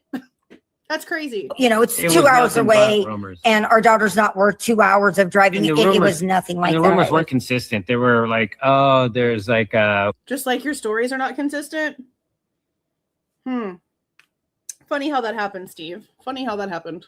What was it, fentanyl? And it was just all over the place. She OD'd, and we're like, there's no way. There's no way. We had plenty of people down there what we still knew from. My son was still enrolled in school, so we still were talking with people directly, and we just didn't know. Well, Stephen had graduated the year before, but he still talked to his whole fraternity. He just said he had a sorority down there, and now he's going in to correct himself to fraternity. Steve doesn't know shit about any of his kids. Steve knows nothing about his children. Holy shit. Directly. And we just didn't know what was going on. Well, Stephen had graduated the year before, but he still talked to his whole fraternity. See, I wonder if his facility would even like know any of that. Or even the fact that he's even telling people that. That's what I figured. Because it's like open wounds, right?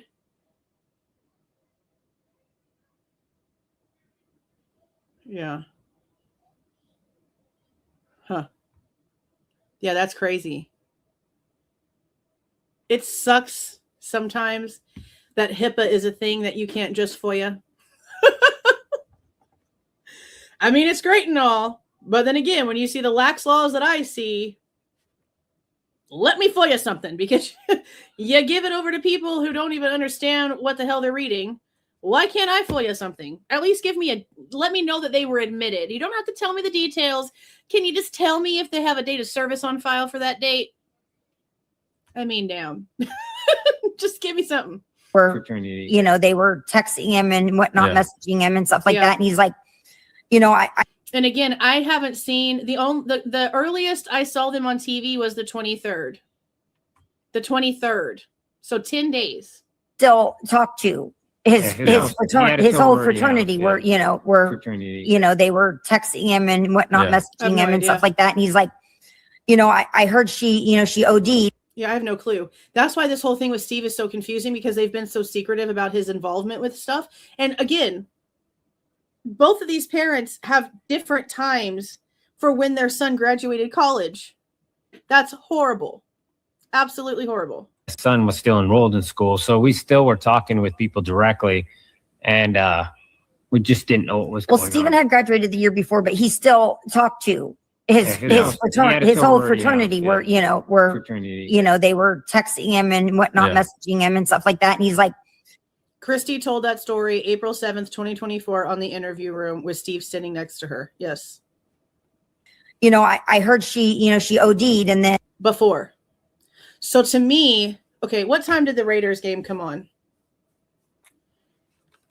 Raiders game 11/13/22. Raiders versus Colts.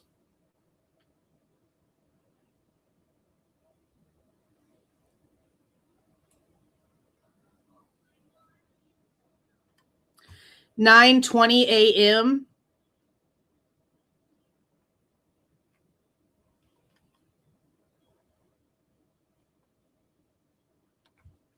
What time did the Raiders versus Colts game start in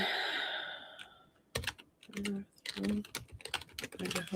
13:22. I'm not good with time zones. So it says the Indianapolis Colts at Las Vegas Raiders game on November 13th, 2022 was scheduled to start at 1:05 p.m. Las Vegas, Nevada time. Since Rathdrum, Idaho is in the Mountain Time Zone, which is 2 hours behind Eastern Time, the game would have started at 11:05 a.m. So 11:05 a.m. is when the game would have started. I'm guessing Steve Jr. would have showed up right before that at some point to watch the game. So what time did Steve go to urgent care is what we've been really wanting to know, because it can be brought on by an emotional trigger, emotional stress trigger, onset stress trigger, emotional distress trigger. So a lot of us are curious about what time they went to the urgent care, because timing for that really matters. Just the simple fact that it happened that day in general, how can you not question that while they're lying about everything? You know, it's just a lot. It's just a lot. and you know, we heard that there was a party and she was shot, and then the news was reporting that there was an unconscious person. So we're not that anybody was dead, there was an unconscious person. So, you know, we're constantly calling in the hospital, we were calling in the police department, and they were telling us nothing. The hospital was saying no report of anything, and MPD was saying nothing going on here, and we're like, what do you mean? Like, are you sure? Our daughter, Kaylee Goncalves, you know, so we were they just basically probably were under instructions not to tell anybody over the phone that something was happening. We, as far as we knew, nothing had been going on that was official, and Karen and Scotty were on the way. They were on down. When they got the word, because they heard something as well at somewhere. I'm not exactly sure how they got their news, but they did jump in the car, but they heard that it was Kaylee, and they were going down, and they were like, or Xana. They thought it was Xana, and they were like, we're going to bring Kaylee and Maddie home. We're going down. So when I talked to Karen, she's like, no, I don't know what's happening, but me and Scott will bring Kaylee and Maddie home tonight. We're going to get them. We're bringing them home. You know, it was a lot.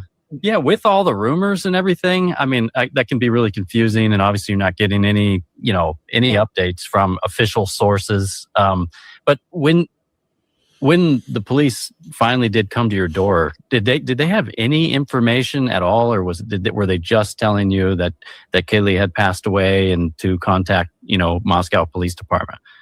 They came in and they said, we crossed off the rumors we'd heard. We said, was there a shooting? Was there fentanyl? And he's like, no, that's all BS, guys. He said no. He said, which I'm very grateful he did that. How could the guy answer those questions? I mean, I guess again, it's just not written in the John Lawrence report. And maybe he gave him some information on the phone like that. But the way that he wrote it in the report was, we have very little information.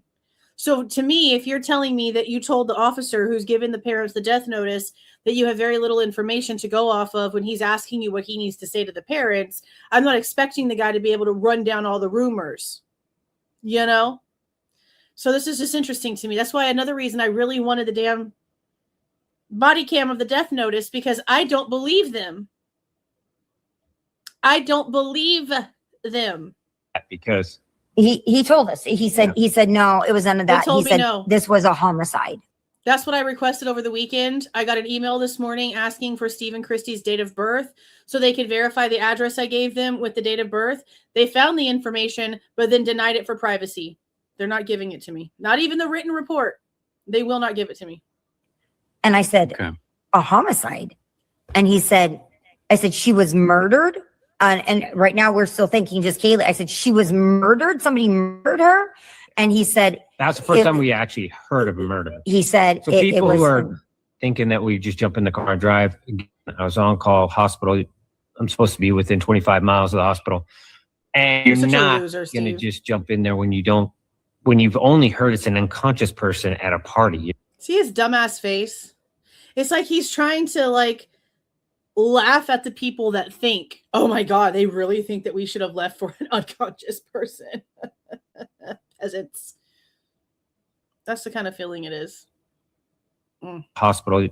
I'm supposed to be within 25 miles of the hospital. And you're not going to just jump in there when you've only heard it's an unconscious person at a party. You're like, what's that mean? And somebody's already on the way down there. You know, something's bad. But well, we were calling the hospital and they were telling us that Kaylee wasn't in the hospital. They were like, you know. Because no one ever went to the hospital. No one went to the hospital. You're like, what's that mean? And somebody's already on the way down there. You know, something's bad. But well, we were calling the hospital and they were telling us that Kaylee wasn't in the hospital. They were like, you know. Yeah. But no, he did confirm that it was, he said, yes, ma'am. He said it was actually a quadruple homicide. And I said a quadruple homicide. And then that's when I asked, I said, can you confirm if one of the other victims was Madison Mogen? And he said, yes, ma'am. And I was like, we had just. And see, that's another thing. Why would that officer who went to Kootenai County, from Kootenai County, okay, 2 different officers, 2 different departments, how could the officer who talked to the Goncalveses have known anything about Maddie? I just read you guys the report, okay? 2 different officers' names, 2 different freaking police departments. How did the Kootenai County sheriff's officer that went to the Goncalveses know shit about Maddie to answer that question? I don't see how he would have given him that name. They did not know how close the girls were when they were making these calls. They barely even knew their names when they were making these calls. I mean, shit, go back on the interview. I mean, go back into that report we just read of John Lawrence's. He's spelling Goncalves wrong. He's spelling the last name wrong several times. They did not know how close these girls were when they were trying to figure out all this stuff. How did the officer in Kootenai County know anything about Maddie to answer that question? Again, another reason why I really wish we could get the damn body cam, dash cam, something cam that has something to do with the death notice, because I don't believe these people. The more you actually use your brain and know the very specifics of what happened here, the more you question, because it just doesn't add up. A quadruple homicide. And then that's when I asked, I said, can you confirm if one of the other victims was Madison Mogen? And he said, yes, ma'am. And I was like, we had just got off the phone with her mom and we're just like, what do we do now? She was 25 minutes out. But I got off the phone with Karen right before the sheriff pulled up and she said, I'm 25 minutes out of Moscow. As I get him, you know, I'll have Kaylee call you. And I was like, see, in some stories, it's right after, and I have to lie to her and tell her that, oh, yeah, no, it's definitely Kaylee. So you should be able to go pick up Maddie. And then sometimes it's before. Considering the fact that you're admitting that you're not being honest to this woman, it is super important that we know exactly when you spoke to her. Was it before the officers or after the officers? Because if you just admitted that you didn't have the heart to tell her and you were lying to her on the phone before the officers came and knocked on your door, that's a problem. If you lied to her after the cops came to your door, it's still a problem, but it's not as big of a problem as you, for some reason, lying to her before the officers got there. So the timing of that would be really great to know. Right? I got off the phone with Karen right before the sheriff pulled up, and she said, I'm 25 minutes out of Moscow. As I get him, I'll have Kaylee call you. And I was like, okay, perfect. She just thought that, and again, the news was still reporting it's an unconscious person. The hospital was telling us it wasn't Kaylee. We're a small community. The unconscious person was only on the news for about 45 minutes before it turned into quadruple homicide because the university put out information like that. So there's no way that 4 to 6 hours after the fact, all that you kept seeing on the news was unconscious person. You're lying. We all saw the news. We all saw the local news clips, the national news clips. We saw all of it. That's not true. Maybe for the first half hour, 45 minutes. That's bullshit, Kristi. You know it's bullshit. Still, so it's not like a lot of people even went through a dry run of something like this. The communication wasn't. This is where I was like, why would you use this wording? Listen to this. We're a small community still, so it's not like a lot of people even went through a dry run of something like this. Who goes through dry runs of dealing with your daughter's murder? That's a very strange statement.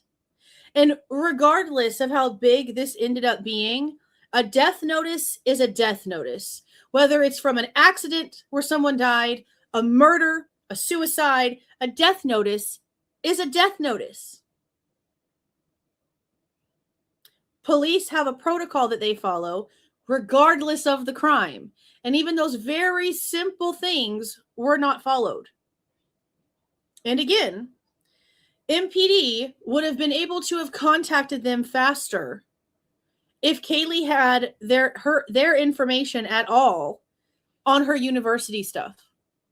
But she didn't. So it took them longer to find them. If you want to be real, that's no one's fault.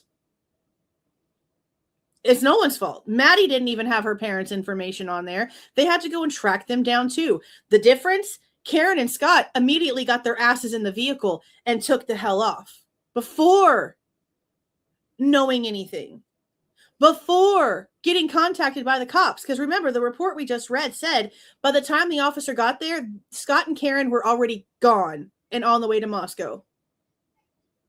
So they left and took off and took shit serious before the cops came knocking. Kristi is doing nothing but lying and pushing back responsibility and giving herself more leeway. Why? That's crazy. That's crazy. The communication wasn't. And I think we were really just trying to not accept that, just not believe that. Like, no, let's not get, everybody calm down. It's going to be okay. There's no way. But in 2022, the second your niece called you, you knew it was real. So why didn't you act accordingly? Kaylee OD'd on drugs, because we're like, there's no way. Like, I know you don't know everything. The last murder was 2007 or something like that. So, I mean, it's not, this is a normal thing in our community. Like, that's not even on the list of things that you. So somebody being unconscious made more sense. Like, something, sure. Even that. See how they sneer when they mention that? That's so ridiculous. I can't stand it. Watch her mouth. Watch how she does it. Yeah. Murder community, like, that's not even on the list of things that you. So somebody being unconscious made more sense. Like, something, sure. Even the drugs and the partying and something like that made way more sense than our kids murder. Were a part of some crazy mass murder. That made no. Okay, but drinking and partying and something bad happening to your daughter while drinking or partying and you still didn't do shit. you still didn't do anything. So what does it matter? No sense And at all. That's it. That's what I recorded. So you see how they've given us 3 different versions of things. Was Steve enrolled? Was he not enrolled? Were you on call, or were you in shit tons of pain and you had to go to urgent care? Did you lie to Karen after or before the police got to your house? Who actually told you anything? Was it Mabbott that contacted the 2 girls, or was it somebody else? Because that's even a whole nother thing. Was it Mabbott calling and telling your kids all of the stuff about the wounds, or was it Steve coming home and walking through the door that day and telling you? Because it can't be both. I just don't understand the inconsistencies. I don't understand the inconsistencies. Lies are the only things that change. Truth does not change. It stays the same no matter what. Every time they tell this story, it's different. How? Why? That should matter. There is no reason, no innocent reason, why parents would instantly lie about simple things about their murdered child. Especially when it comes to the fact that they chose not to move or act that day, and then want to pretend like their daughters being bombarded by strangers was them moving into action. The only person that went into action was Olivia. In the passenger seat of her own car while her husband was driving, and she was digging into Kaylee's phone records and contacting anyone that Kaylee talked to the night before. The only person that went and did a damn thing was Olivia. That's just the fact. They didn't do a damn thing. Olivia did. It's just ridiculous. I can't. But I'm glad that we went over these. There's just no reason for the inconsistencies. I want to hear the grandma's versions of these days. Of this day. Hell, I want to know the grandma's version of the entire week, especially the one who put down $1,000. I really want to hear her side of things, the truth of things. But definitely for that day, considering that both of the mothers were there and helping decorate for Christmas, I'd love to know the truth behind that day. For real. All right, you guys. I'm going to go ahead and get off of here. I'm glad that we went over those. Now there's no one that can say shit to anybody over her, because I'm going to post this by itself, just the little clips we went over, so that you don't have to hear me running my mouth. You can hear the lies and inconsistencies for yourself without me saying anything. I don't need to tell you when they're lying. Their own words do it.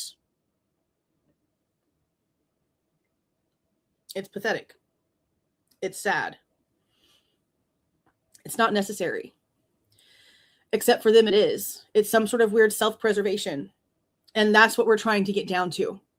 Is the reason why there's so much lying going on with the Goncalves, and is the reason why they are out here trying to save face so hard. Does that have something to do with what happened? Does whatever the Goncalves are hiding have something to do with what happened at 1122 King Road? Does whatever the Goncalves keep lying about things for, does that situation have to do with these 4 people losing their lives? Probably. It wouldn't surprise me. It's been my number 1 theory, besides the university. But I really feel like it maybe has more to do with their own self-preservation. And there's a big possibility that the Goncalves are into some shady shit that actually didn't have anything to do with the murders, but they're scared for people to find out. I don't know what they're doing over there. It could be because they're scared for people to find out. Because there could have been some stuff going on that side. Or it could have been what was said to Adam. And maybe like that story that we read in Turvey's book, where people started talking and suddenly the family picks up and moves because, oh my God, people are going to start getting wind of things. maybe somebody got wind of some things that were finally being talked about and somebody took some extreme measures to shut them up. Because that's a possibility too. That's a huge possibility. Especially when you go back to the bedroom situation. I can't let go of Steve saying they didn't have to go upstairs. And then fast forward almost 4 years later, we find out that Xana's room used to be Kaylee's room. And that it turned into Xana's room in like August when school started. But that for months before that, it was Kaylee's room. So if Kaylee and Maddie died upstairs, and you want everyone to think for sympathy's sake, okay, for sympathy's sake, that your daughter was the target,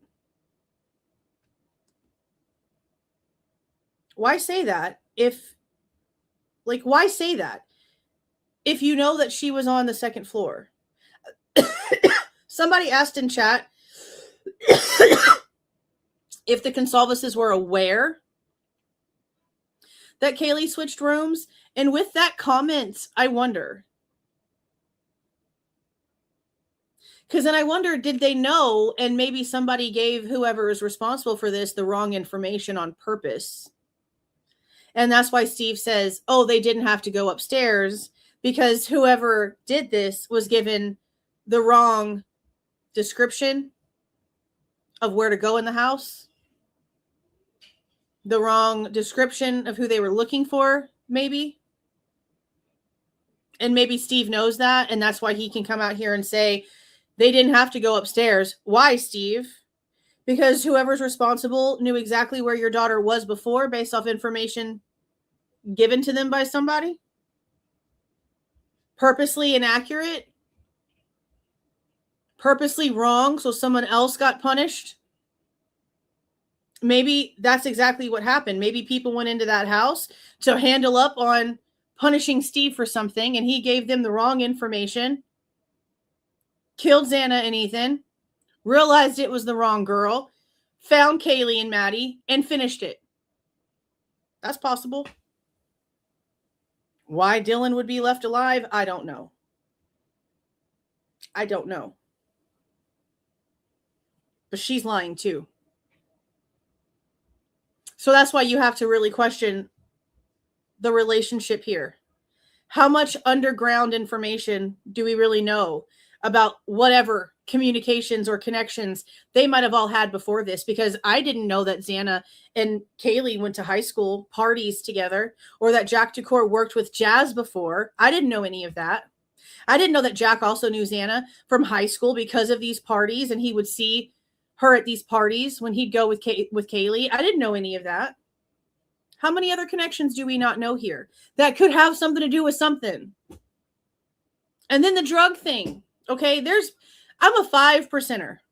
Maybe we're like 3.5%er. I feel like different versions of things that come out, there's certain little aspects of all those things that you need to pluck out in order to actually produce a correct timeline. All the out-of-country shit, all the crypto shit with Steve, the change in business, the change in career all of a sudden with Kaylee, I don't know. Was that almost like a save that ended up going wrong and backfiring? Who knows? But why are you lying about where your daughter lived? Why are you lying about the relationship that you had with her? Why are y'all lying in general? We wouldn't even be talking about them if they weren't lying. We'd be wasting all this time doing things that don't feel like a waste of time. But again, it doesn't feel like a waste of time because there's a reason why they're being dishonest. And at the end of the day, if it's because they got their own shitty shit going on and it doesn't have anything to do with anything that happened here, that's still their fault. Because they didn't have to come out here lying. People are only digging into them as hard as they're digging into them now because they won't stop lying. They could have come out here and he could have been a dick and could have said, yeah, I have another kid, but I wasn't in her life. And then I married Kristi and now this is my life. But he acts like Samantha doesn't exist. He acts like he was so close to Kaylee. No, I don't think so. Not from everything else. And I do believe that they were having Jack spy on her.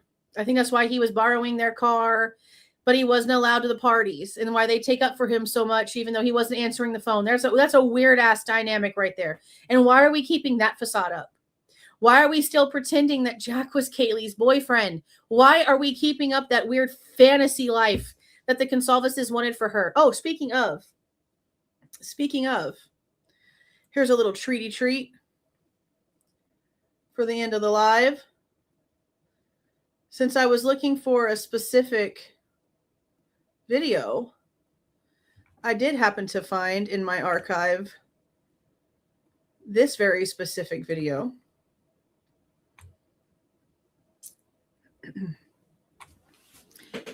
This is the 11:20 interview. The first one I can find of the Goncalveses being on the news, where Kaylee is called a brat and mimicked by her mother. It's right here. We want to do everything that we can do in our power to get justice for your daughter. We keep hearing this name, Jack, phone calls going back and forth. Can you tell us anything about that? We love Jack. Absolutely love Jack. We stand behind Jack 1,000%. Jack was Kaylee's boyfriend for many years. They just recently broke up. There was no 3 months isn't recent, but go off. No animosity at all. It was a breakup on Kaylee's point. It was not, they still talked every single day. Kaylee just thought that she needed a little break. They were on the mend of getting back together. Kaylee talked. And again, Kaylee was trying to get back with Mason Barstow 12 hours before she died. So no, Kristi, that is not true. Talked to Jack the whole time. She was here for that week and a half. One of her messages, one of her last messages, she reached out to Jack and said, Jack, get back to me.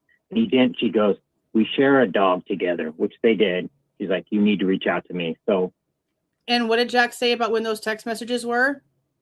At the Whites party, when Kaylee was at the Whites party, as Kaylee was actively trying to get back with Mason Barstow at the Whites party, her and Jack were texting back and forth and arguing because the Friday night before that, when she got into town, she told him that she was in town, that he could come over if he wanted to, but he couldn't because he was at work. So then whenever he got off work, they were doing the formal thing and having the little house party thing. And he was like, okay, I'm off work. I can come over now. And she was like, no, now's not a good time. And again, he was never invited to the house parties. In all the months that Kaylee lived there, he had never been invited to any of the house parties. Why do you think he sat in the back of the cop car instead of with the group of people outside? They didn't like him. You don't not get invited to a single house party in a college town where you know most of those people for months and they like you. No, he sat by himself because he was a snitch, I think. I think he was a snitch. A stalkery snitch. That she needed a little break. They were on the mend of getting back together. Kaylee talked to Jack the whole time. She was here for that week and a half. One of her messages, one of her last messages, she reached out to Jack and said, Jack, get back to me. And he didn't. She goes, we share a dog together, which they did. She's like, you need to reach out to me. So please come over. She was wanting Jack to come over. Jack is. And again, she wanted him to come over Friday. He was at work, and by then she was done with it. That was the last opportunity that he was going to have. Saturday, she was at the Whites party when they were having these arguments, and she was trying to get back with Mason Barstow. But if you listen to her interview with Dr. Phil, she also thinks that Kaylee went to the football game. I can't find anything that tells me Kaylee went to the football game at all that I've ever been able to find. Not. They're wasting their time with Jack, and Jack is just as distraught as we are. Jack is our family. Jack is 100%, 2,000% our family, and Jack is with us, and we stand behind him 100%. We're supporting him, and we know in our hearts and our minds and our souls, in the depths of our souls, Jack is hurting, and he in Kaylee and Jack would have eventually been married. They would have eventually been married, and they would have eventually had children together. So to say ex-boyfriend, it was Kaylee just being a brat, being like, I just need a break. But bitch, what? Your daughter's body isn't even freaking cold yet, and you are calling her a brat and mimicking her on live fucking TV over a boy. She reached out to Jack and said, Jack, get back to me. And he didn't. She goes, we share a dog together, which they did. She's like, you need to reach out to me. So Please come over. She was wanting Jack to come over. Jack is not. They're wasting their time with Jack, and Jack is just as distraught as we are. And come to find out, she thought her new roommate was kind of cute, and there was conversations of possibilities, according to a friend. On top of Kaylee talking to other guys in Moscow. She wants shit to do with Jack. She went around telling people, according to what they were telling the police, that Jack was like a child to her. No woman, as independent as Kaylee seemed to be, wants somebody that they consider a fucking child. Trust me. That's the last thing that they want. So no. Kristi needs to be checked on whatever the hell she's got going on in her head for Jack. Because even now, 4 years later, she cannot tell a story about Jack without making him sound like he rose from the dead, okay? But she can't tell a single story about Kaylee without poking at her, without putting some sort of shade on her name. Every time she tells something. Every time. It's so sick. This is both of our girls, and we will never stop looking for who killed them. We want to do everything that we can do in our power to get justice for your daughter. We keep hearing this name, Jack, and phone calls going back and forth. Can you tell us anything about that? We love Jack. Absolutely love Jack. We stand behind Jack 1,000%. Jack was Kaylee's boyfriend for many years. They just recently broke up. There was no animosity at all. It was a breakup on Kaylee's point. It was not, they still talked every single day. Kaylee just thought that she needed a little break. They were on the mend of getting back together. Kaylee talked to Jack the whole time she was here for that week and a half. One of her last messages, she reached out to Jack and said, Jack, get back to me. And he didn't. She goes, we share a dog together, which they did. She's like, you need to reach out to me. So please come over. She was wanting Jack to come over. Jack is not. They're wasting their time with Jack, and Jack is just as distraught as we are. Jack is our family. Jack is 100%, 2,000% our family, and Jack is with us, and we stand behind him 100%. We're supporting him, and we know in our heart and our minds and our souls, in the depths of our souls, that's crazy. Jack is hurting, and Kaylee and Jack would have eventually been married. They would have eventually been married, and they would have eventually had children together. So to say ex-boyfriend, it was Kaylee just being a brat, being like, I just need a break. But Jack was in her heart, and they were close to getting back together. And that was just Kaylee being Kaylee.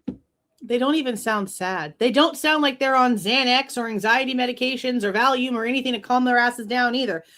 They are sounding like they're talking about a friend, an acquaintance. They have no emotion in their voice talking about their daughter. It's been a week. 11/20/22 is not. They're wasting their time with Jack, and Jack is just as distraught as we are.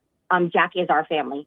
Jack is 100%, 2,000% our family, and Jack is with us, and we stand behind him 100%. We're supporting him, and we know in our heart and our minds and our souls, in the depths of our souls,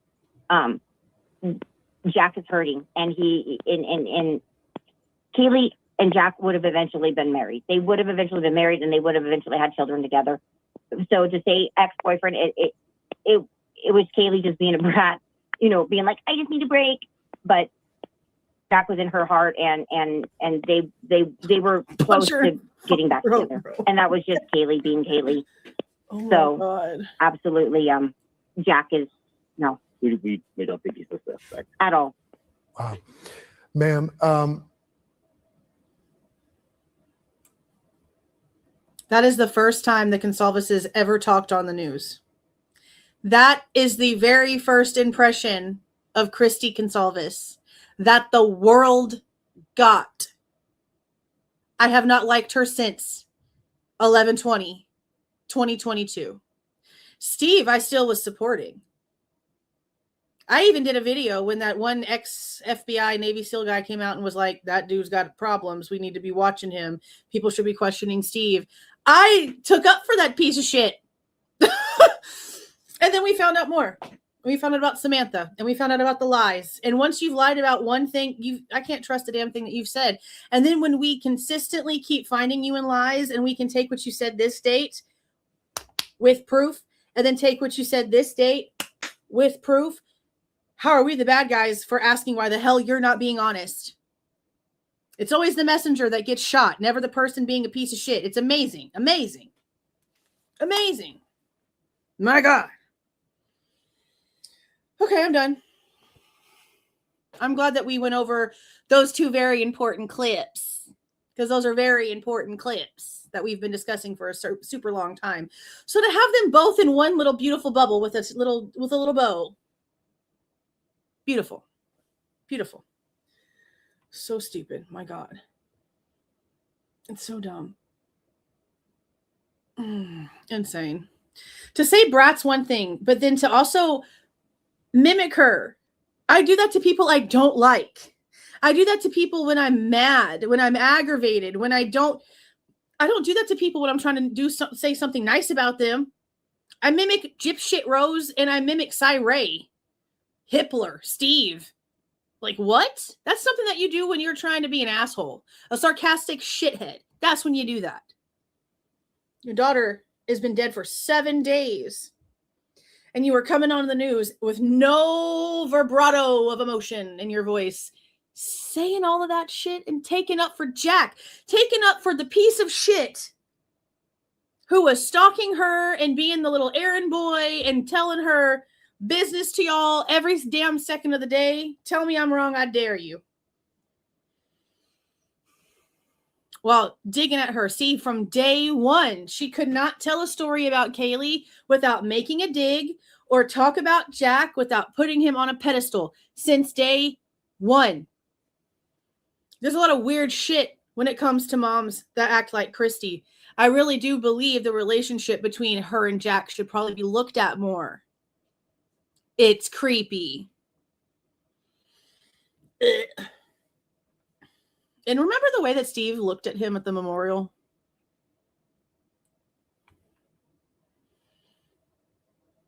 That look got everyone's attention.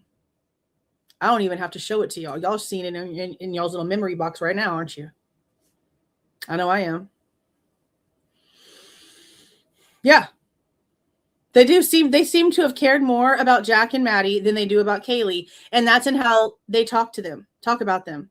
Even when it comes to, remember when, again, on the interview room, was it on that interview? It might have been a different one. But you remember when Kristi came out and told us that the girls were fighting to the point where they weren't talking for like months, really? And her whole thing was, Maddie told me that she didn't want to just walk in and apologize to Kaylee because she was afraid that Kaylee was just going to punch her. But instead of like taking up for their daughter for the reason why she maybe wasn't speaking to Maddie because something shady obviously happened that pissed her off, they're making Kaylee look like some sort of aggressive dickhead that won't accept an apology and is just like intimidating and making Maddie so scared instead of just shutting up. We don't even need to know that story. Like, what's the point of even telling us that story? See what I mean? She always has done that. Always has done that. It's just weird, inappropriate, and odd. I don't like it. I don't like it. Oh my God. Thank you for being a member so long, Jean. I appreciate you being here for so long. Oh, thank you so much for the gift of membership, Kimberly. I appreciate that. Thank you. New Kitty might have dander and Bath might help. Oh, I don't think he does.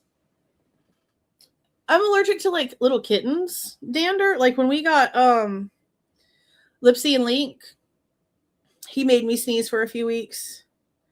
I don't know what it was. They had some storms come in. Like we didn't get any rain, but we got like the outskirt, like residual. And normally when that happens, me and the boys are like clogged up for a couple of days.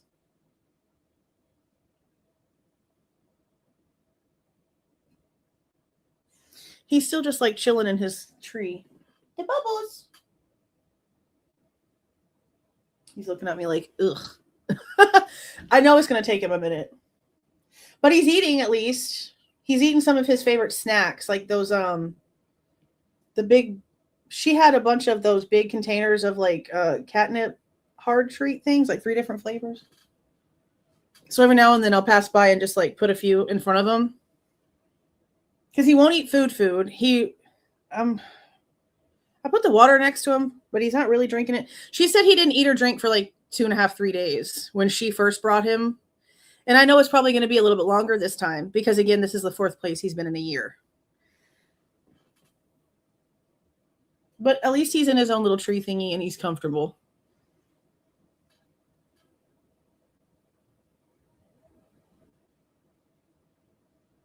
Some people said he looks like a seal head Siamese. I don't know what that is. I have literally no idea what that is. I'm going to have to look it up, though. And I would not give him a bath yet anyways because it's too early. He's not comfortable enough yet. It'll really freak him out, and then he'll really hate me for forever.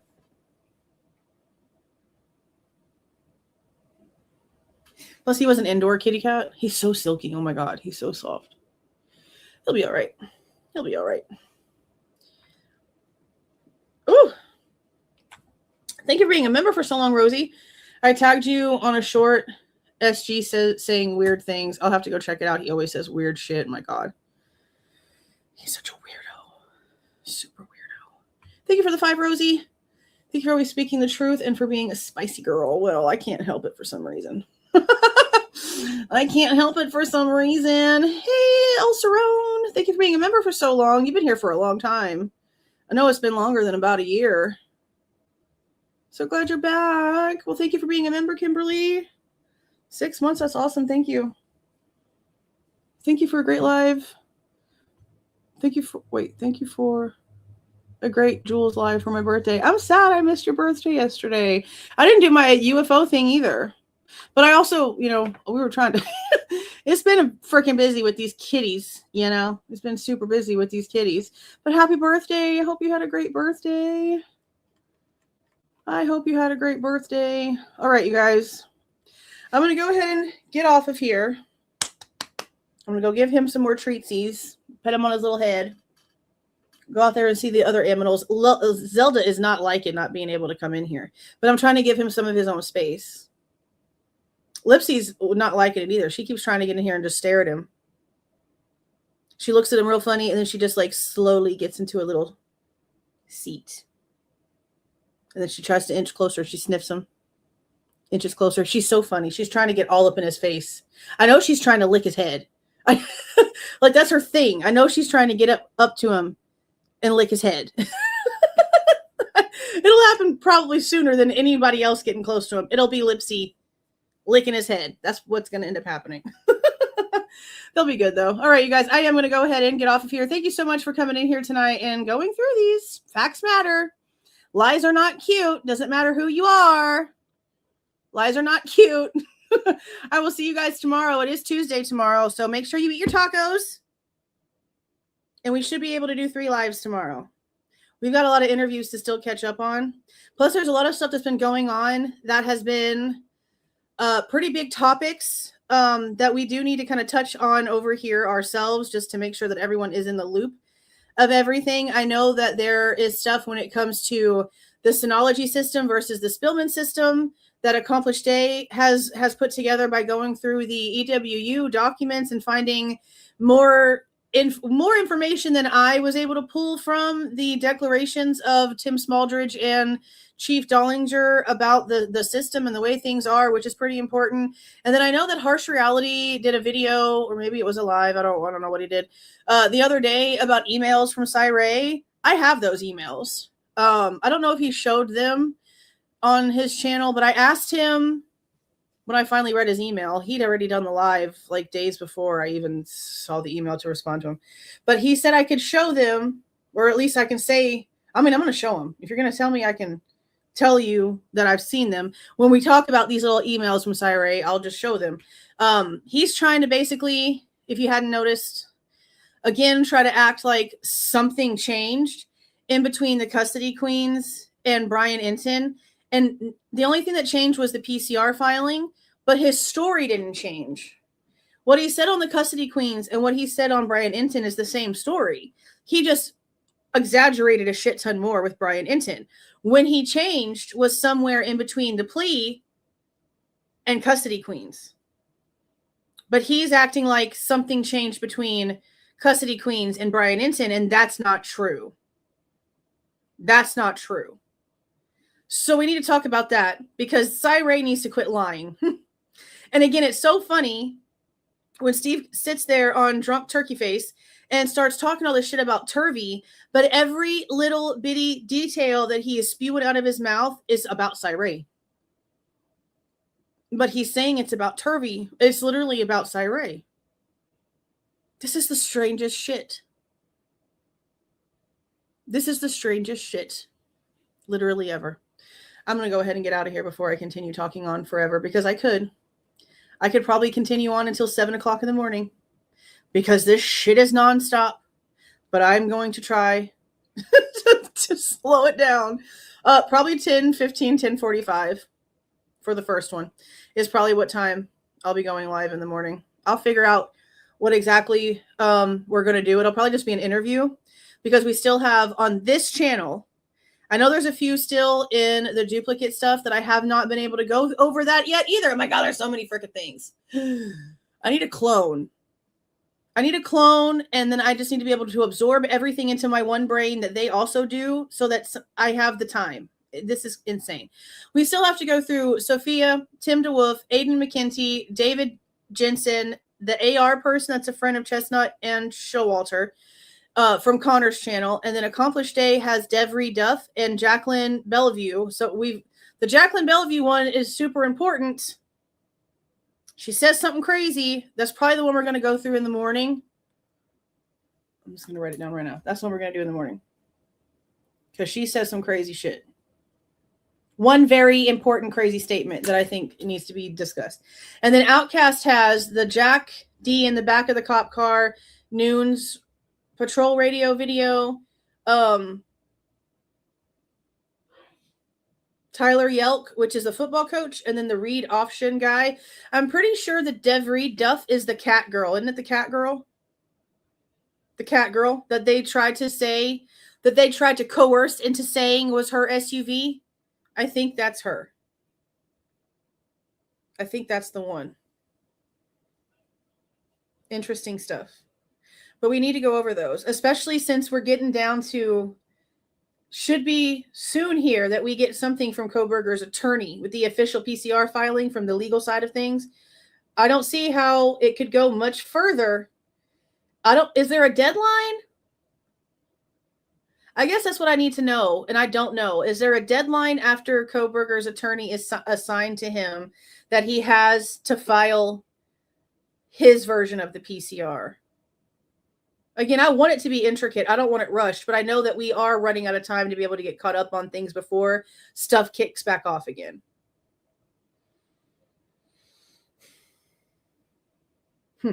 Yeah. Yeah, see, and all I know is about it. I haven't heard it yet. So I think that's the Devry Def one from the way that the comments are. Yeah. Yeah. Lots of things going on, but I'm going to actually get off of here now because I need to stop talking. I'm telling you, I could just keep on going, but I'm going to stop. You guys have a super great night. I will see you guys tomorrow. We will do interview reviews and other things all week until the end of forever. All right, you guys have a good night. See y'all.